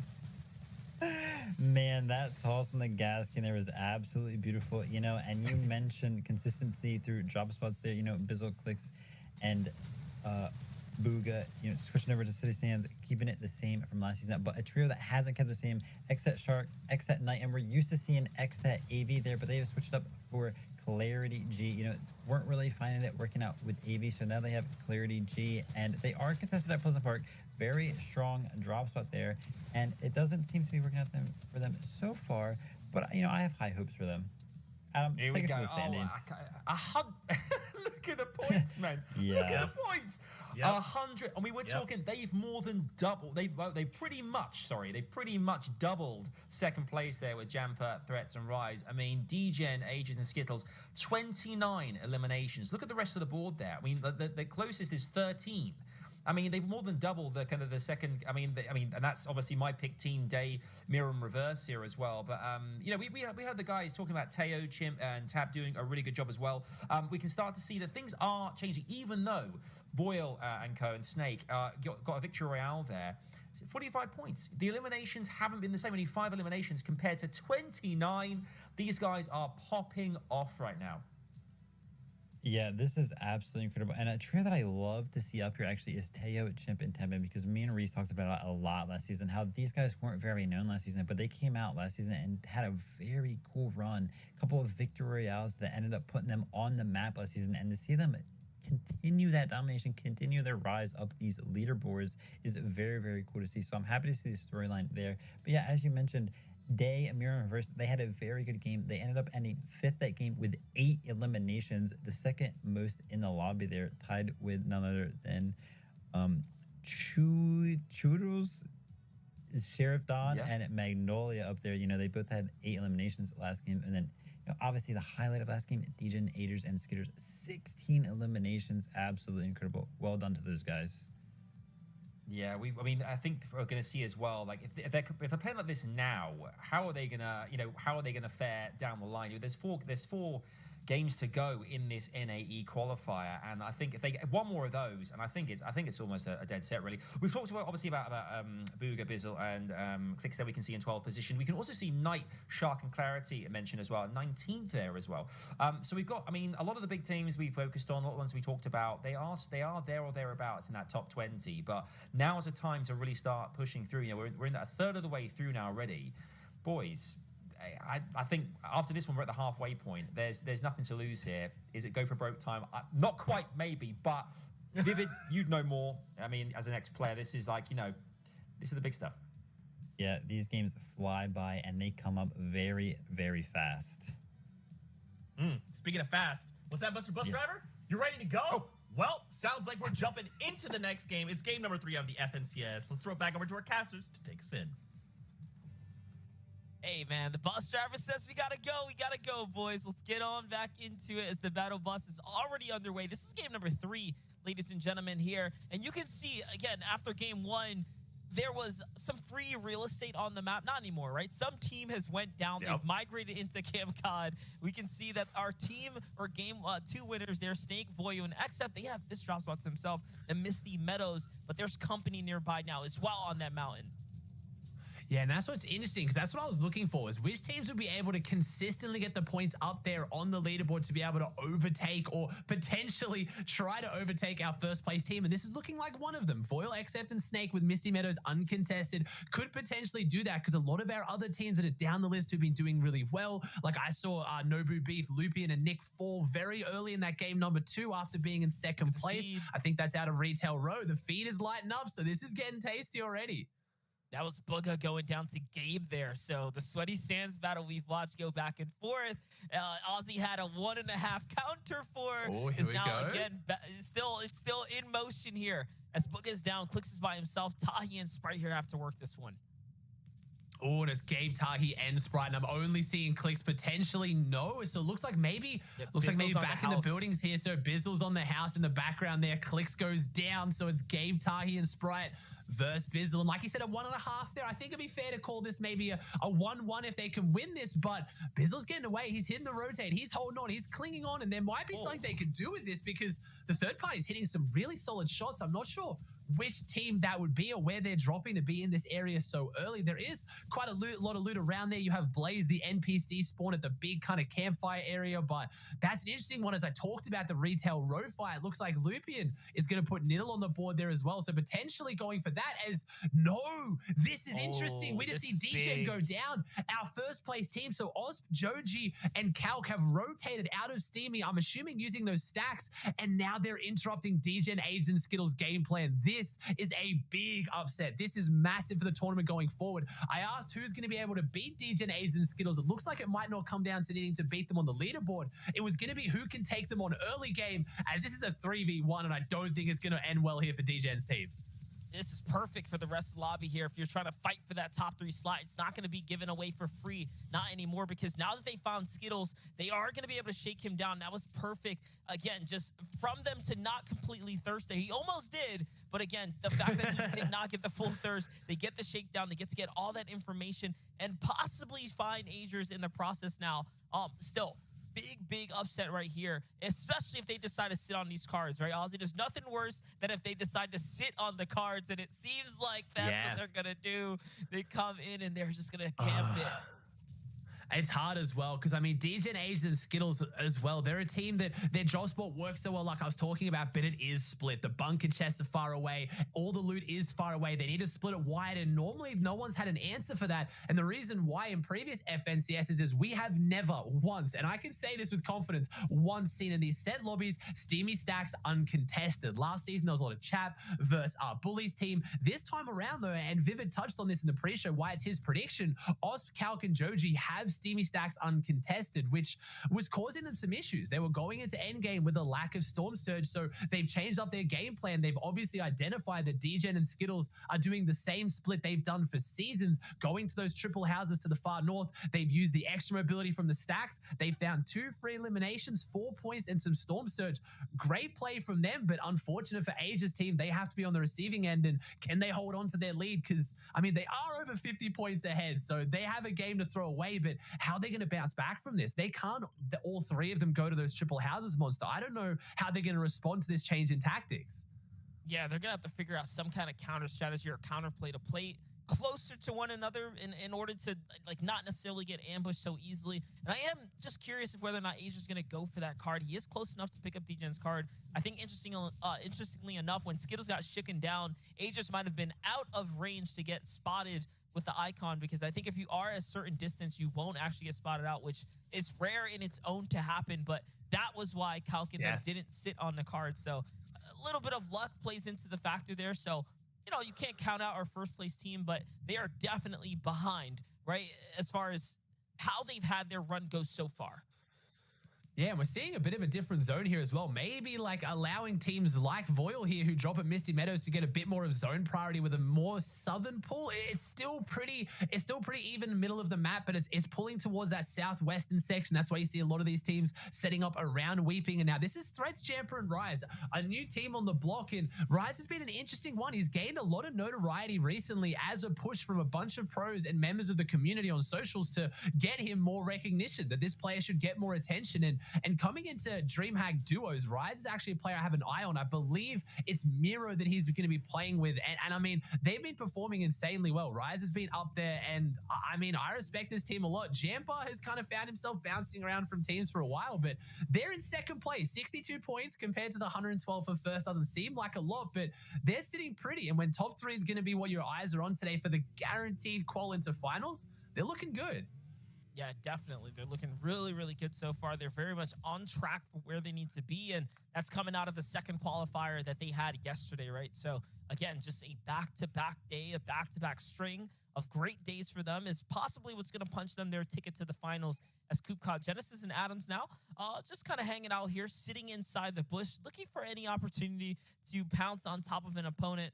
Take a look at the format there. 30 points for that Victory Royale. You can really see how the placement points start to stack up in that top 5. And That's why those crucial heal-offs can't be missed by players like Skittles when you're watching that last round there, right? Because it could be the difference between third and second, which will make the difference between 1, 2, and third place when we come into the final standings later.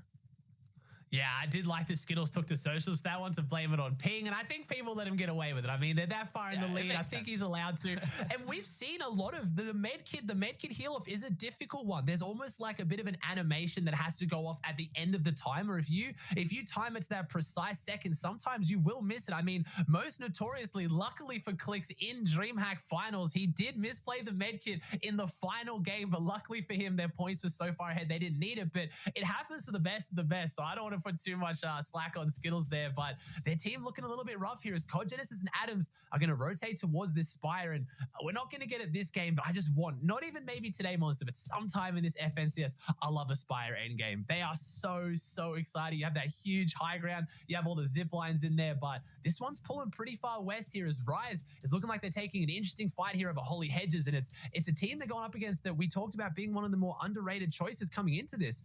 They've been up there on the leaderboard, and I haven't heard too much about them. Yeah, right. And we get to see how they get their surge, how they get set up in the mid game or the early game here now. There is just, it's only 2 players, but they're pressuring in from 2 different angles, and Rise has to catch up to his teammates here. He just go ahead and slide on out. So there it is. His whole trio was actually off the distance, and he gets out of that little pocket as he had a team sitting right up on top of him. And to your point about the Spire, actually during the Cash Cup Extra, we got to see a little bit of that Spire in the end game. And it was so unfortunate. There was a team that got mashed right against the indestructible wall. No. And, you know how that went. There's no way you're going to get out. So the Spire's an interesting one. Yeah, now we saw that a lot more with the Coliseum as well in previous iterations. Just in Fortnite, you're so used to breaking everything, and then you get up against something that you can't break, and it goes against everything you've learned in the game. It really does. It throws kind of a wrench in there. But Threats, Rise, and Jamper utilizing, I don't know if it's the Campfire or potentially Blaze, the NPC spawn out here. It's going to be interesting to see how teams handle this rotate. Very unfortunate for our first place team of Ages that this zone was going to be one of the hardest zones to rotate for them they've seen so far today. And it's the game where they've been slowed down on that rotate, but already we're seeing about the same amount of players alive, maybe more than what we saw last game in game 2, Monster. It's interesting we went from Storm Surge on every single threshold game 1 to not getting Storm Surge on a single threshold in game 2. So the pacing's changing up a bit here as everyone goes for that top 3. I think that's what it is. There's no point playing for 8th, even 4th, right? Like 4th doesn't matter as much. There's series points, don't get me wrong, but a guaranteed ticket to the finals. That is enticing. That's going to make you pick up the pace. Yeah, EU was the same thing. It was very much like waves. You had the high tides, the low tides. Coming into game 5 was one of the most stacked games of all the rounds. And then the last game, again, things just picked up again because you had teams racing for 1st through 3rd. So we're kind of seeing the same thing unfold here as teams are trying to, I guess, fill the gaps, right? Fill the gaps of what or how much they need to catch up so far in the competition. Downspade and Dusky, though, they've been doing okay so far. They're very much off track, if you will, if they want to be in that top 10, that top 5, I should say, that real kind of fight for the 1st, 2nd, and 3rd spots. But, this early in the competition, we're only in game 3. There's a lot of room for continuing to improve, right? Like, even the 1st place team now, we don't know if Asia is still up, but they've very much been stopped. Yeah, anything can change at any time. And I want to talk about a bit of the change we've had in the formats between these 2 seasons now. I love that we have an entire year of the same game mode so we can, see Epic develop and work on these formats. And I'm a huge fan of especially how this scoring split works. We've talked about, the changes between top 3 straight to finals compared to top 10 into semifinals. But even the scoring split, it just, before there was that huge jump at top 3 when it came to placements within each game. Now it's a lot more evenly spread, and it's going to reward those teams that are consistent. So all it takes is 1 or 2 games where DJ and Age's skills go down early. They don't get those big, let's say 20 to 30 points you get for making those end games. And you're really down there where before, unless you were getting that top 3 each game, that's what really mattered. So I'm excited to see how it plays out. I think it can change at any time. Definitely. And talking about change here, Stinker Boat in hands of Mega here, really attributing to the fact that they're not worrying too much about the surge this time around. At least they're right up above it. It's due to the fact they're able to put these tags down, right, and just get that for free here. So it's really working out this time. I mean, this team is not having fun with it. They don't know who this is on the other end of the stink bow, but man, they do not like Mega right now. It's just, again, the radius is small. I talked about that earlier, but when it's like that though, and you have to keep building bases no. They are stuck in it. Jeez, normally, there you go. And that's the stink fish, though. That could potentially be Mars's team or someone. Look how much bigger that radius is. No, it's not. Right. It's Cloudy, Class, and Subscript running in here. And now Mega gets a little bit of a taste of his own medicine. Looks like Mega has to smell it here as the stink fish get thrown down. And look how much health they lost. All of them are like less than 50 health here. That's huge. That's so much damage. That's almost 150 free Storm Surge with really not, I don't want to say no counter. You can spread out and you get away from it. But once it starts, it's guaranteed damage instantly unless you miss throw. Yeah, it's definitely a little taste of their own medicine there, unfortunately, as the karma creeps up from the mountains or from the woods here, and they're kind of hurt now, right? They don't have any more whites. They've exhausted the consumables that are down inside the gas station, all the corn and whatnot that was there, those forage items, and yeah, they just don't have much to work with. Agers is under Storm Surge naturally, and it makes sense because he didn't have his teammates to really depend on getting tags with, but does manage to out-heal it. Luckily, the lobby's moving just fast enough here as Durant, Nani, and crew wipe up a team there. So Ager's still in this here, not counting himself out just yet. Yeah, not count himself out, man. And what courage here to fight his way back to this one. He's not going to give up. I don't think any player would give up in this situation, but it's going to be a rough one. He's happy to see that first Storm Surge threshold not pop because that's the hardest thing as a solo is just getting your damage up. He has the loadout. He can hold himself back as Larson and Oliver OG's team get a full trio wipe there. That's 6 points on the board. That's huge. And Oliver... yeah, that's big. Oliver OG is a player that's kind of been around, gained a lot of notoriety from streaming and gaining popularity. You know, now partnered as well, and he's joined TNA as well, so really getting some attention. But it's great to see him kind of showing up here on the big competitive stages in this round. I really hope he can show up, but that's that full trio wipe at this point in the game without seeing any of his teammates go down. That's big for them as Ages just... I mean, if he gets this rotate for free, he could pull something out of this game. Even a 5 to 10 point game could still be massive for him here. Yeah, all he really has to do is get somewhere in the middle of this next zone here, but he's got to be careful. I'm pretty sure this is Reverse 2K and company there. Big 105 shot, and it is enough to put that damage down. Remember, he does have that high-level pump shotgun as well. Like, this thing does enough damage to have anyone respect you, solo or not. And the fact that they don't have information because he initiated this battle just works out perfectly. And yes, that was Day, Reverse 2K, and Miro. They're going to back off. They're going to give away that building to Agers there, but Agers is still not completely safe. They rotate right into Joji, Osp, Calc, though. And again, this is a team that was hurt just a little bit, so they're trying to bounce back into this round now. Yeah, this is a team that needs to do big things here. We saw game one, they were set up in a fantastic position, got given half zone, but their Storm Surge was the issue, rotating out of that uncontested Steamy. Now they've got their 2 eliminations on the board. They've got their loot on the board. They need to show up big, and it's a newly formed team, so I'm excited to see how they play their end games. A lot of decorated players, a lot of players we've seen do big things, but I want to see how they play their end games together, because that's what these early weeks are really about. It's about finding those top 3, but it's also about seeing how the new teams perform as Ages has been found out and potentially identified as a solo as he's getting held really hard here. Can he just get it? He's only got 26 builds. It's all wood, and no, they're only going to get their top 25 points for placement, but there's still 5 points on the board there. Not bad. I think even unless someone can have a huge performance here, they'll still be in first place going into the next game, but still very unfortunate for our first place team. Yeah, I mean, think about it, right? Several other trios got fully eliminated before anyone even found Ager, so you still got to respect that. 5 12 points, or 5 big points he had to fight for, or hide for, if you will. So it does end up working out, and it'll go a long way. Eero making an interesting decision here to go into the zone. He does see a medkit, so that's worth it. It's worth the exchange here. Taking a medkit into endgame, we see how much more points you can steal away if you can just stay alive for a little bit longer, so do respect the push there. But they don't have luck with the zone. They haven't had much luck with the zone up until now.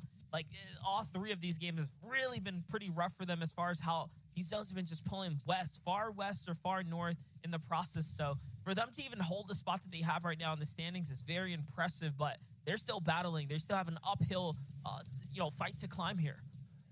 And this is going to be a difficult zone here as we see zone 4 pulls even further west. Again, Monster was talking about, and that's going to create a really congested edge because you've seen that already with the zone pulling down here towards the west, everyone is clustered on this eastern edge, and then they've got to pull west again, means they're going to further cluster. I mean, look at all the teams on top of each other here. This isn't even in yet. They're just trying to fight their way in. As I was going to say, they might have a bit of tree cover, but it looks like they found themselves in the open, fresh air, and that's not where they want to be. You see Reverse scoping it out, thinking about which way they're going to go. Are they going to go right behind all these builds, or are they going to go left to try and avoid these teams? Because, I mean, you got Day leading the charge. Just go through the builds. No one's better at just running through not only builds, but other teams than Day. He is absolutely leading the charge right now, and so far it's working. Yeah, listen, Day was on the call during the DreamHack post interview, and he talked Ребят, ну about как вам турнир? no matter what. Ой, бляха-муха, я вам закрыл ничего. Как вам турнирчик? Все нормально, нормально, ну как вам? Пишите в комментариях, как вам турнирчик. Просто охуенный, ребят. Крутой турнирчик, короче. Чатик чекану. Если что, я чатик читал, я все читал.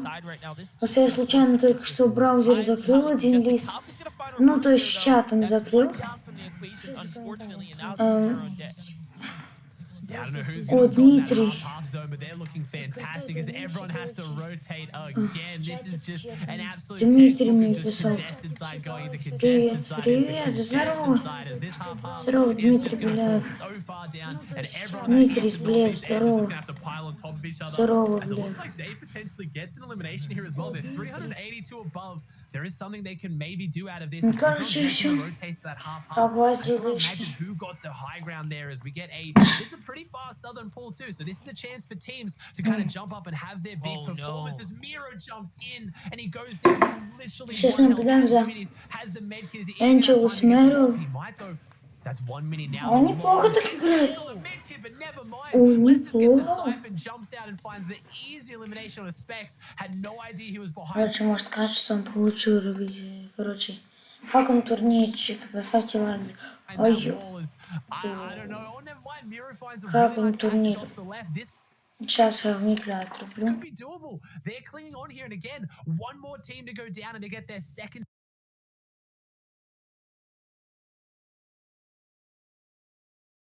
set of placement points, which would be huge.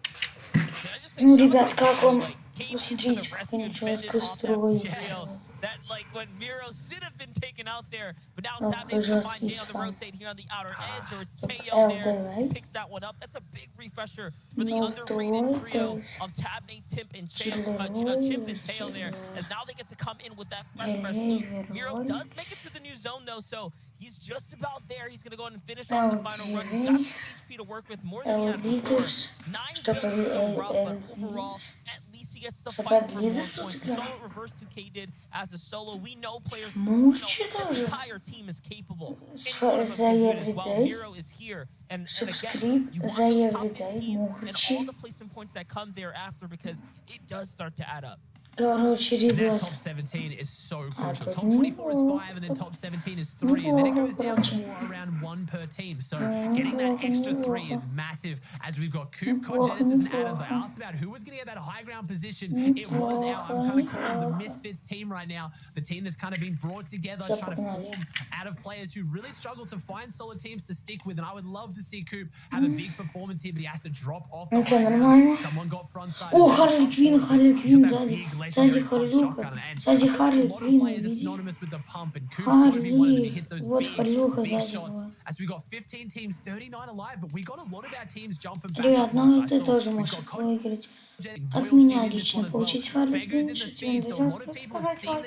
Ссаться на мой YouTube канал. YouTube канал. Yeah, definitely. And I mean, they're just there to do it. We already saw first place out the lobby, so there's so much room to make a real run for that top spot there. but the Фан longer любим Heroes просто stays лайк, alive, the longer подписка. those other Это top стрим three идти до teams завтрашнего are утра, и lingering завтра about, я the tougher буду it's кидать going to код на become Харли for Квинн. everyone else Я to все play объясню, catch-up. Let's как not его forget выводить. Так the что fact that Teo, в 7 Jimmy, утра and Tabney were завтра in все top объясню. 5, Не so уходите the с Elos that they're picking стрима. up now, they find Osp as well in the feed, and Calc there too. Look, it's just starting to add up for these guys up towards the top. It's a race for top 3 here. Threx is going to find Durant. This is beautiful for a second-place team now. Again, that's their first elimination here, guys. If they wanted to catch up to first place, they're going to need more than that. First place has so much buffer room. Yeah, we've got to put the pressure on him here. Here it is, Threats. What can you do? We've seen that Threats has some of the most clinical aim in NAEs. He needs to put it down right now, needs to find these eliminations because they're playing catch-up. 78 points. You got to remember, DGen, Ages, and Skittles, who are out of this game, came into it on 112. So that's why we're putting the pressure on them. They need more than just the placements. They need to do more, and that's what these weeks are about. That's what these rounds are about. Top 3 is everything. As you called it, Chimp, Teo, and Tabney. We might have to change up the storyline here, Monster.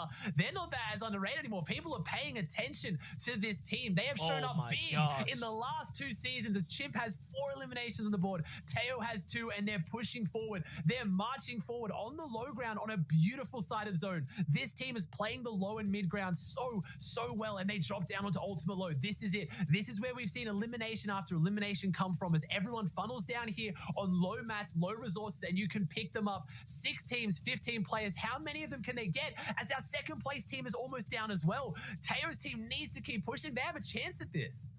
They already pulled a tough spot in the last one too, so Jamper is really just holding on here. He finds a player behind the wall. It is a knock. No follow-up. That is onto Tabney. So Teo and Chimp now have to play as a 2-man team here. They've been broken apart, and it's a 3v3v2. So they are a man down and a full team up above with all that pressure coming in. There's not much they can do. The reads are just better on the low ground squads, and now we're looking at a good old-fashioned 3-on-3 here soon. Teo's just barely holding on, and he gets wiped out. Here it is, the 3-on-3. You love to see it. Low ground versus high ground, but no, so Scripts goes down in this one. Dusky, Spade, and Dom on the high ground. What can they do? Can they close it up? We've seen upsets from the low ground, especially with the pump shotguns back in the game. You can't count it out. And I'm a little bit scared to see how Dusky's team's playing this. They've got the elims on the board. They have 11 in total. They're going to drop down and apply some pressure. I like the spray from above. I like the fact they're breaking the builds down, but they don't know what Class and Cloudy have on the low ground. They don't know what resources they have, but they know they have the numbers advantage. It is a 3v2. Use that. Find the angles before the stink bows come out. Let's see this. This explains it. They're setting up for the heal off on Dusky. The other players are going to drop down. He has the builds to stay up. What can Dom and Spade do? Can they close this one out, or is it going to come down to Dusky's medkit and flopper? As honestly, Dom and Spade are playing this so slow and clinical. They really don't want to give this one up. They know this victory out is worth so much more, Monster. Yeah, it means a lot to them right now. And again, Dusky cannot afford to take any damage. You can see he's trying to break all the builds behind him, just making sure there's no opportunity there. But no, Cloudy takes too much damage. He's going to deny. He's going to deny the heal, denies the siphon in Class, fails the medkit, and no, that should be it. That was the fatal error right there, Ozzy. There's not much you can do after that. Even now, here he's going to have to wait it out. Everyone ends up denying the heals to Class as well. They all deny the siphon, and Dusky walks away with a free victory there because of it. Yeah, Dusky had the medkit, and Dusky got the medkit off early as well. But even then, at the same time, even without the fumbled medkit, Dusky had the extra flopper. I think he still would have won it. You don't want to see 2 fumbled medkits 2 games in a row, but it is more difficult than what you think. We're sitting back here. We can look at the timer. He's playing for a potential qualification into hundreds of thousands of dollars. But the game's pacing's been so different, Monster. We've seen absolute, hell's blazing. Everyone's running at everyone. And then we had a real slow, methodical close out, but how's the leaderboard going to look? Did anyone make a sizable jump up on DGen? Teo's team, I think so. Yeah, I'm thinking that game in particular was definitely one that's going to change up the standings. I mean, we saw those top teams get really broken apart there, but we're going to send it over to Zeke and the crew at the desk here to give us their insight on that run. Thank you guys so much. Fantastic cast so far. My goodness, gentlemen, this is a completely different air about this game. This is what happens when that #1 team gets taken out really early. Everyone else is just like, what? We can stretch our legs. We could walk around. We could play the game. Wow, very different. And I gotta say, just being able to deny those end game moments when someone's trying to go for the heal off, just expertly played, just insane. twice on the bounce. You know, these meds have been squandered now, and it's just like, what is going on? But hey, we're in qualifier. You know, the qualifier 1, round 4 right now. Your head can go a little bit sometimes. We can give these players that. But incredible, yeah. I mean, Dusky and Co there as well. You know, I think 12 eliminations. You know, racking up the points, but. We want to take a moment here to think about what's happened. Obviously, we lost DGen and Co pretty early on there, but let's have a look at just how great this team is, because they've done such great work so early on in this competition. I think it could get them all the way here, Vivid. Yeah, so something that I want to highlight here is how good Agers, DGen, and Skittles are at being effective and being efficient for their trio. So Agers, as you guys can see, is on the other side of this wall over here, and then Skittles is over here dealing with his own thing. DGen realizes that his trio mate Agers is in danger because he's on the other side of this wall, and Skittles is obviously busy picking up this elim over here on Miro. That's why he's picking him up. So basically what DGen ends up doing here is helping his trio mate out, makes that edit for him, brings him back, and then look at this.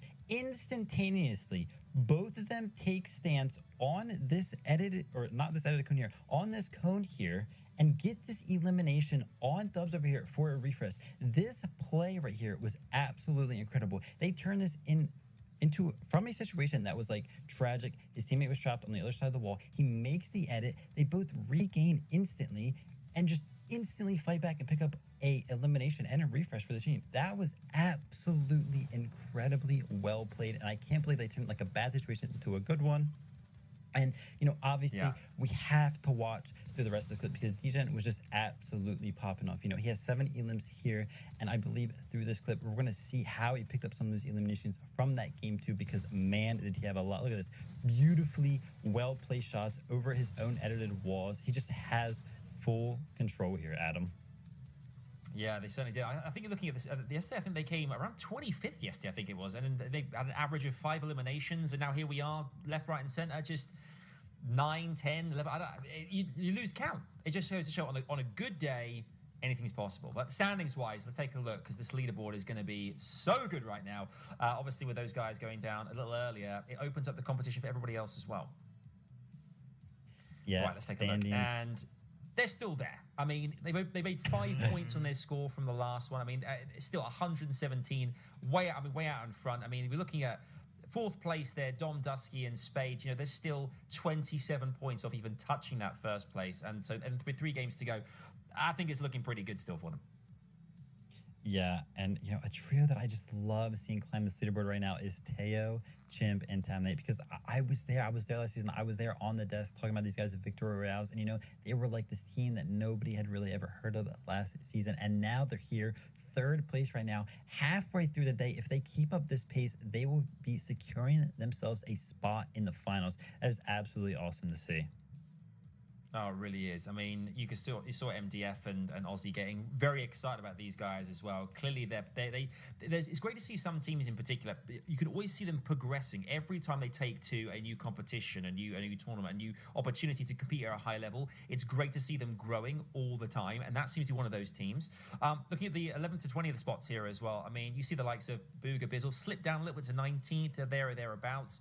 As I said, the last few days not been great. They've kind of almost coasted in and around that kind of region for all the last 3 rounds in this qualifier as well. But, you know, there's some great teams we're looking at as well here from Gabe, Tahi, Dab, you know, Sprite. I mean, Sprite as well, one of those teams you mentioned. Again, contesting the likes of Sweaty. It's, you know, great teams. And I think with 3 games to go, still anything is possible. Yeah, 3 games to go, a lot more action, and we have seen a lot of action, and somebody that we've seen a lot of this action from is DGen. You know, his trio's mates there, Agers and Skittles, but mainly we're going to be focused on DGen here because, man, look at these stats. Elims, this is the most elims that have ever happened across all regions after 2 games, 29 elims. And then obviously that second stat there, 16 game elims, you know, very, very good, a record as well. Those guys are doing absolutely phenomenal today. Yeah, it's great to see, and I think, you know, even though that slip up in game number 3 there, there's 3 to go, and I think a team like this, they're going to want to get back into this and prove to people watching at home, to the rest of the lobby as well, you can have your slip ups, but when the quality is there, quality is there. Absolutely. That's so eloquently put. I love it. But, Fortnite fam, we've only got 3 games ahead of us. Anything can happen. We watched the number 1 trio. They fell super early on in this game. But this is the highest quality, the best of the best we're talking about, and they will bounce back. My question going into these final games will be which trios look to lock down those top 3 spots while everyone else is left to play for series points. We hope you guys are enjoying all the action, but as all of it heats up, we got to cool down. I know, but don't worry. It's just a 5-minute break, then we'll be right back into the action to see how NA East concludes. So stick around. We'll see you after this.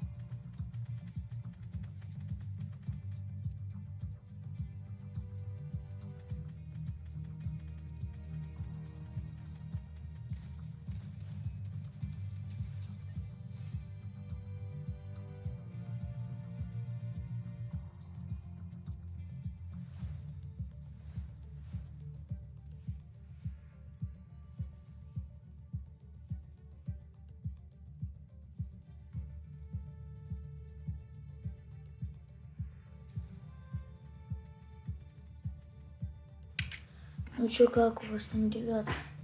Все нормально, там вижу, телеки сражаются, жесткий редактор пошел. Как там у них чекаете? А? Нет, не чисел. Да. Короче, ребят, ну как?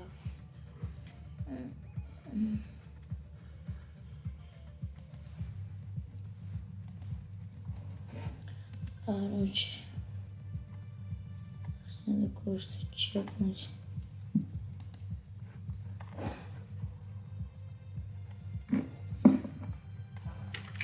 Короче, все, экран включу.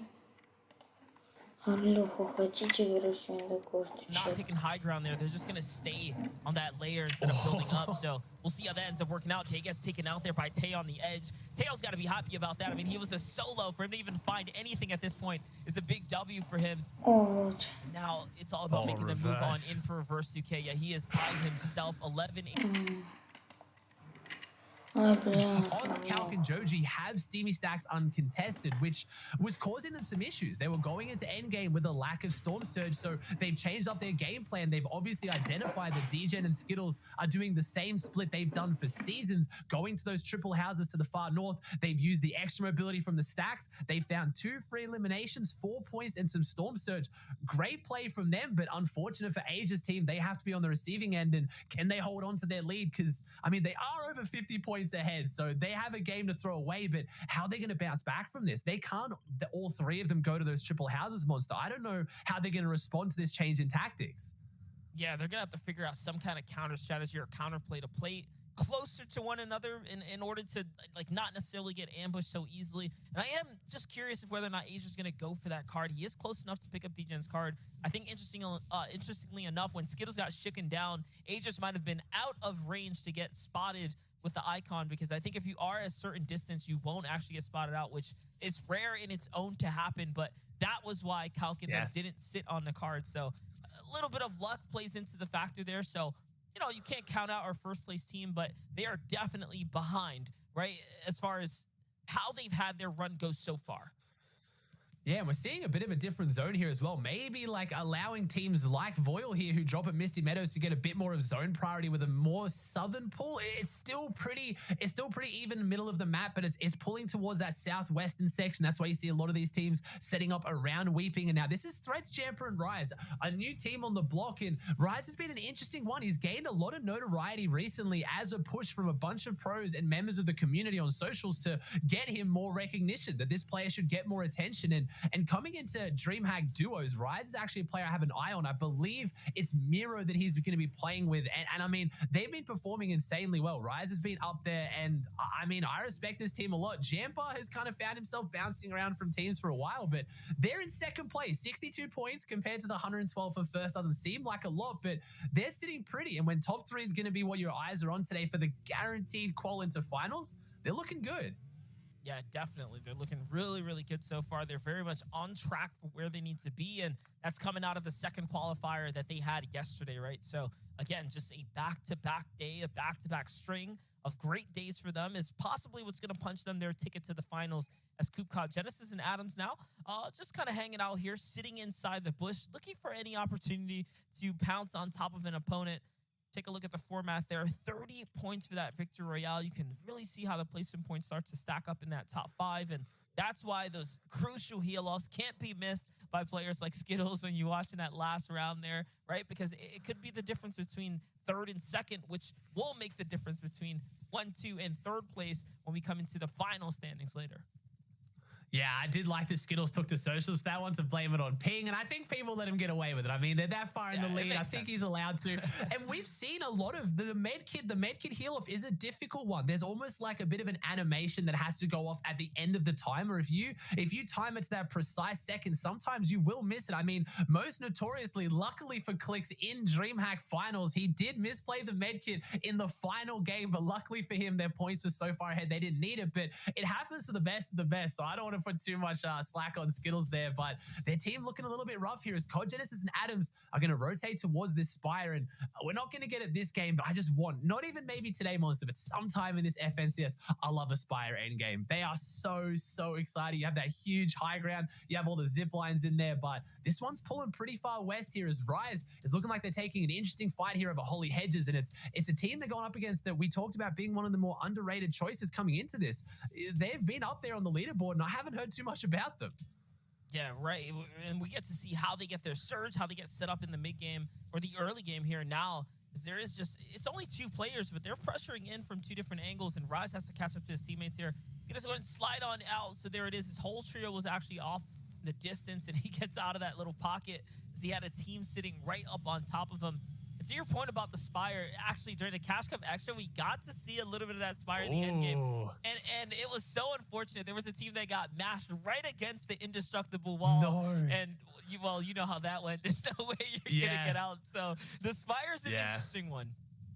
Yeah, now we saw that a lot more with the Coliseum as well in previous iterations. Just Fortnite, you're so used to breaking everything, and then you get up against something that you can't break, and it goes against everything you've learned in the game. It really does. It throws kind of a wrench in there. But Threats, Rise, and Jamper utilizing, I don't know if it's the Campfire or potentially Blaze, the NPC spawn out here it's gonna be interesting to see how teams handle this rotate. Very unfortunate for our first place team of ages that this zone was gonna be one of the hardest zones to rotate for them they've seen so far today, and it's the game where they've been slowed down on that rotate. But already we're seeing about the same amount of players alive, maybe more than what we saw last game in game 2, Monster. It's interesting we went from Storm Surge on every single threshold game 1 to not getting Storm Surge on a single threshold in game 2. So the pacing's changing up a bit here as everyone goes for that top 3. I think that's what it is. There's no point playing for 8th, even 4th, right? Like 4th doesn't matter as much. There's series points, don't get me wrong, but a guaranteed ticket to the finals. That is enticing. That's going to make you pick up the pace. Yeah, EU was the same thing. It was very much like waves. You know, you had the high tides, the low tides. Coming into game 5 was one of the most stacked games of all the rounds. And then the last game, again, things just picked up again because you had teams racing for 1st through 3rd. So we're kind of seeing the same thing unfold here as teams are trying to, I guess, fill the gaps, right? Fill the gaps of what or how much they need to catch up so far in the competition. Downspade and Dusky, though, they've been doing okay so far. They're very much off track, if you will, if they want to be in that top 10, that top 5, I should say, that real kind of fight for the 1st, 2nd, and 3rd spots. But, you know, this early in the competition, we're only in game 3. There's a lot of room for continuing to improve, right? Like even the first place team now, we don't know if Aegis is still up, but they've very much been stopped. Yeah, anything can change at any time. And I want to talk about a bit of the change we've had in the formats between these 2 seasons now. I love that we have an entire year of the same game mode so we can, see Epic develop and work on these formats. And I'm a huge fan of especially how this scoring split works. We've talked about, the changes between top 3 straight to finals compared to top 10 into semifinals. But even the scoring split, it just, before there was that huge jump at top 3 when it came to placements within each game. Now it's a lot more evenly spread, and it's going to reward those teams that are consistent.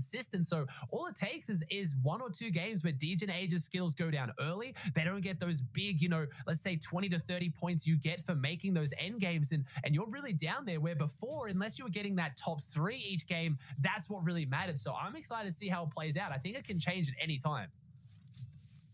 Definitely. And talking about change here, Stinker Bow in hands of Mega here, really attributing to the fact that they're not worrying too much about the surge this time around. At least they're right up above it. It's due to the fact they're able to put these tags down, right, and just get that for free here. So it's really working out this time. I mean, this team is not having fun with it. They don't know who this is on the other end of the stink bow, but man, they do not like Mega right now. It's just, again, the radius is small. I talked about that earlier, but when it's like that, though, and you have to keep building bases, they are stuck in it.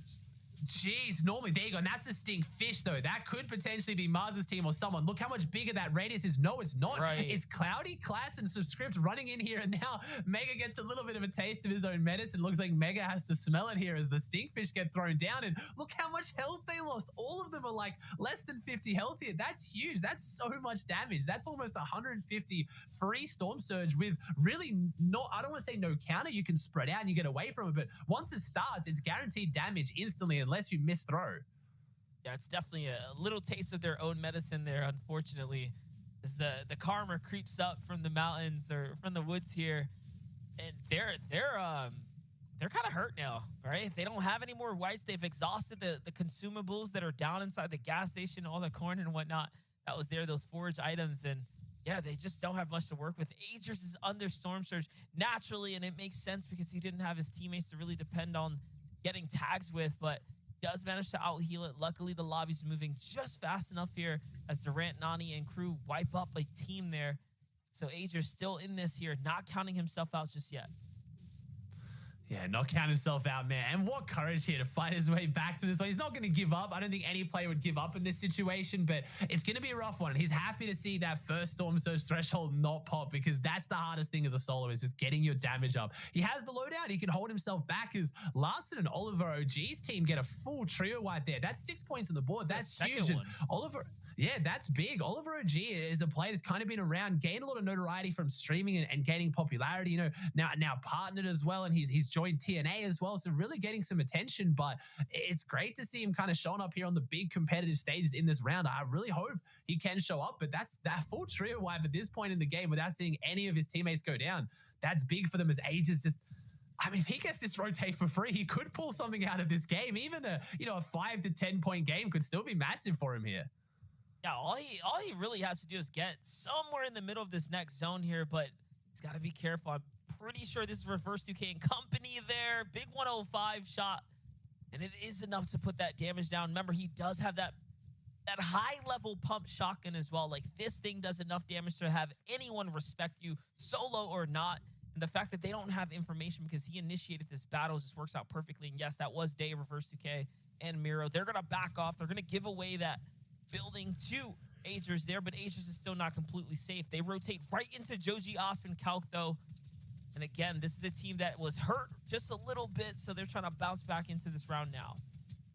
Yeah, this is a team that needs to do big things here. We saw game one, they were set up in a fantastic position, got given half zone, but their Storm Surge was the issue, rotating out of that uncontested Steamy. Now they've got their 2 eliminations on the board. They've got their loot on the board. They need to show up big, and it's a newly formed team, so I'm excited to see how they play their end games. A lot of decorated players, a lot of players we've seen do big things, but I want to see how they play their end games together, because that's what these early weeks are really about. It's about finding those top 3, but it's also about seeing how the new teams perform, as Aegis has been found out and potentially identified as a solo as he's getting held really hard here. Can he just get it? He's only got 26 builds. It's all wood, and no, they're only going to get their top 25 points for placement, but there's still 5 points on the board there. Not bad. I think even unless someone can have a huge performance here, they'll still be in first place going into the next game, but still very unfortunate for our first place team. Yeah, I mean, think about it, right? Several other trios got fully eliminated before anyone even found Ager, so you still got to respect that. 5 12 points, or 5 big points he had to fight for, or hide for, if you will. So it does end up working out, and it'll go a long way. Eero making an interesting decision here to go into the zone. He does see a medkit, so that's worth it. It's worth the exchange here. Taking a medkit into endgame, we see how much more points you can steal away if you can just stay alive for a little bit longer. So do respect the push there, but they don't have luck with the zone. They haven't had much luck with the zone up until now. Like, all 3 of these games has really been pretty rough for them as far as how these zones have been just pulling far west or far north in the process. So for them to even hold the spot that they have right now in the standings is very impressive, but they're still battling. They still have an uphill, fight to climb here. And this is going to be a difficult zone here as we see Zone 4 pulls even further west again, like Monster was talking about, and that's going to create a really congested edge because you've seen that already with the zone pulling down here towards the west, everyone is clustered on this eastern edge, and then they've got to pull west again, means they're going to further cluster. I mean, look at all the teams on top of each other here. This isn't even in yet. They're just trying to fight their way in, as I was going to say they might have a bit of tree cover, but it looks like they found themselves in the open, fresh air, and that's not where they want to be. You see Reverse scoping it out, thinking about which way they're going to go. Are they going to go right behind all these builds, or are they going to go left to try and avoid these teams? Because, I mean, you got Day leading the charge. Just go through the builds. No one's better at just running through not only builds, but other teams than Day. He is absolutely leading the charge right now, and so far it's working. Yeah, listen, Day was on the call during the DreamHack post interview, and he said, listen, we're going for first no matter what. No matter what week they're playing, like, they're not playing that, for second, third, none of that. They want first places all day long, and Dave's trying to put up the numbers, and he's got the skill to prove it. They've already done it before. Take a look now as he has to catch up to his teammate here. He's going to work around the outskirts and now starts to try and, again, slide his way into the front here. All these players are literally on the same side right now. This eastern portion is just highly congested. Kalk is going to find Reverse there, though. That's 1 down from the equation, unfortunately, and now it's up to Miro and Day. Yeah, I don't know who's going to have gotten that half-half zone, but they're looking fantastic as everyone has to rotate again. This is just an absolute textbook of just congested side going into congested side into congested side, as this half-half is just going to pull so far down, and everyone on that east and northeast edge is just going to have to pile on top of each other, as it looks like Dave potentially gets an elimination here as well. They're 382 above. There is something they can maybe do out of this as everyone's making the rotates to that half-half. I just want to imagine who got the high ground there as we get this is a pretty fast southern pull too. So this is a chance for teams to kind of jump up and have their big performances. Miro jumps in and he goes down to literally 1 health, has the minis, has the medkit. Is he even going to have time to get them off? He might though. That's 1 minute now. The long 10 seconds on the medkit, but never mind. Let's just get the Siphon, jumps out and finds the easy elimination on a Specs. Had no idea he was behind that wall. As I don't know. Oh, never mind. Miro finds a really nice passage off to the left. This could be doable. They're clinging on here. And again, 1 more team to go down and they get their second set of placement points, which would be huge. Can I just say, shout out to Day, who came into the rescue and fended off that full trio. That, when Miro should have been taken out there, but now Tabnate's going to find Day on the rotate here on the outer edge, or it's Teo there. He picks that one up. That's a big refresher for the underrated trio of Tabnate, Chimp, and Teo there, as now they get to come in with that fresh loot. Miro does make it to the new zone, though, so he's just about there. He's going to go ahead and finish off the final run. He's got some HP to work with, more than he had before.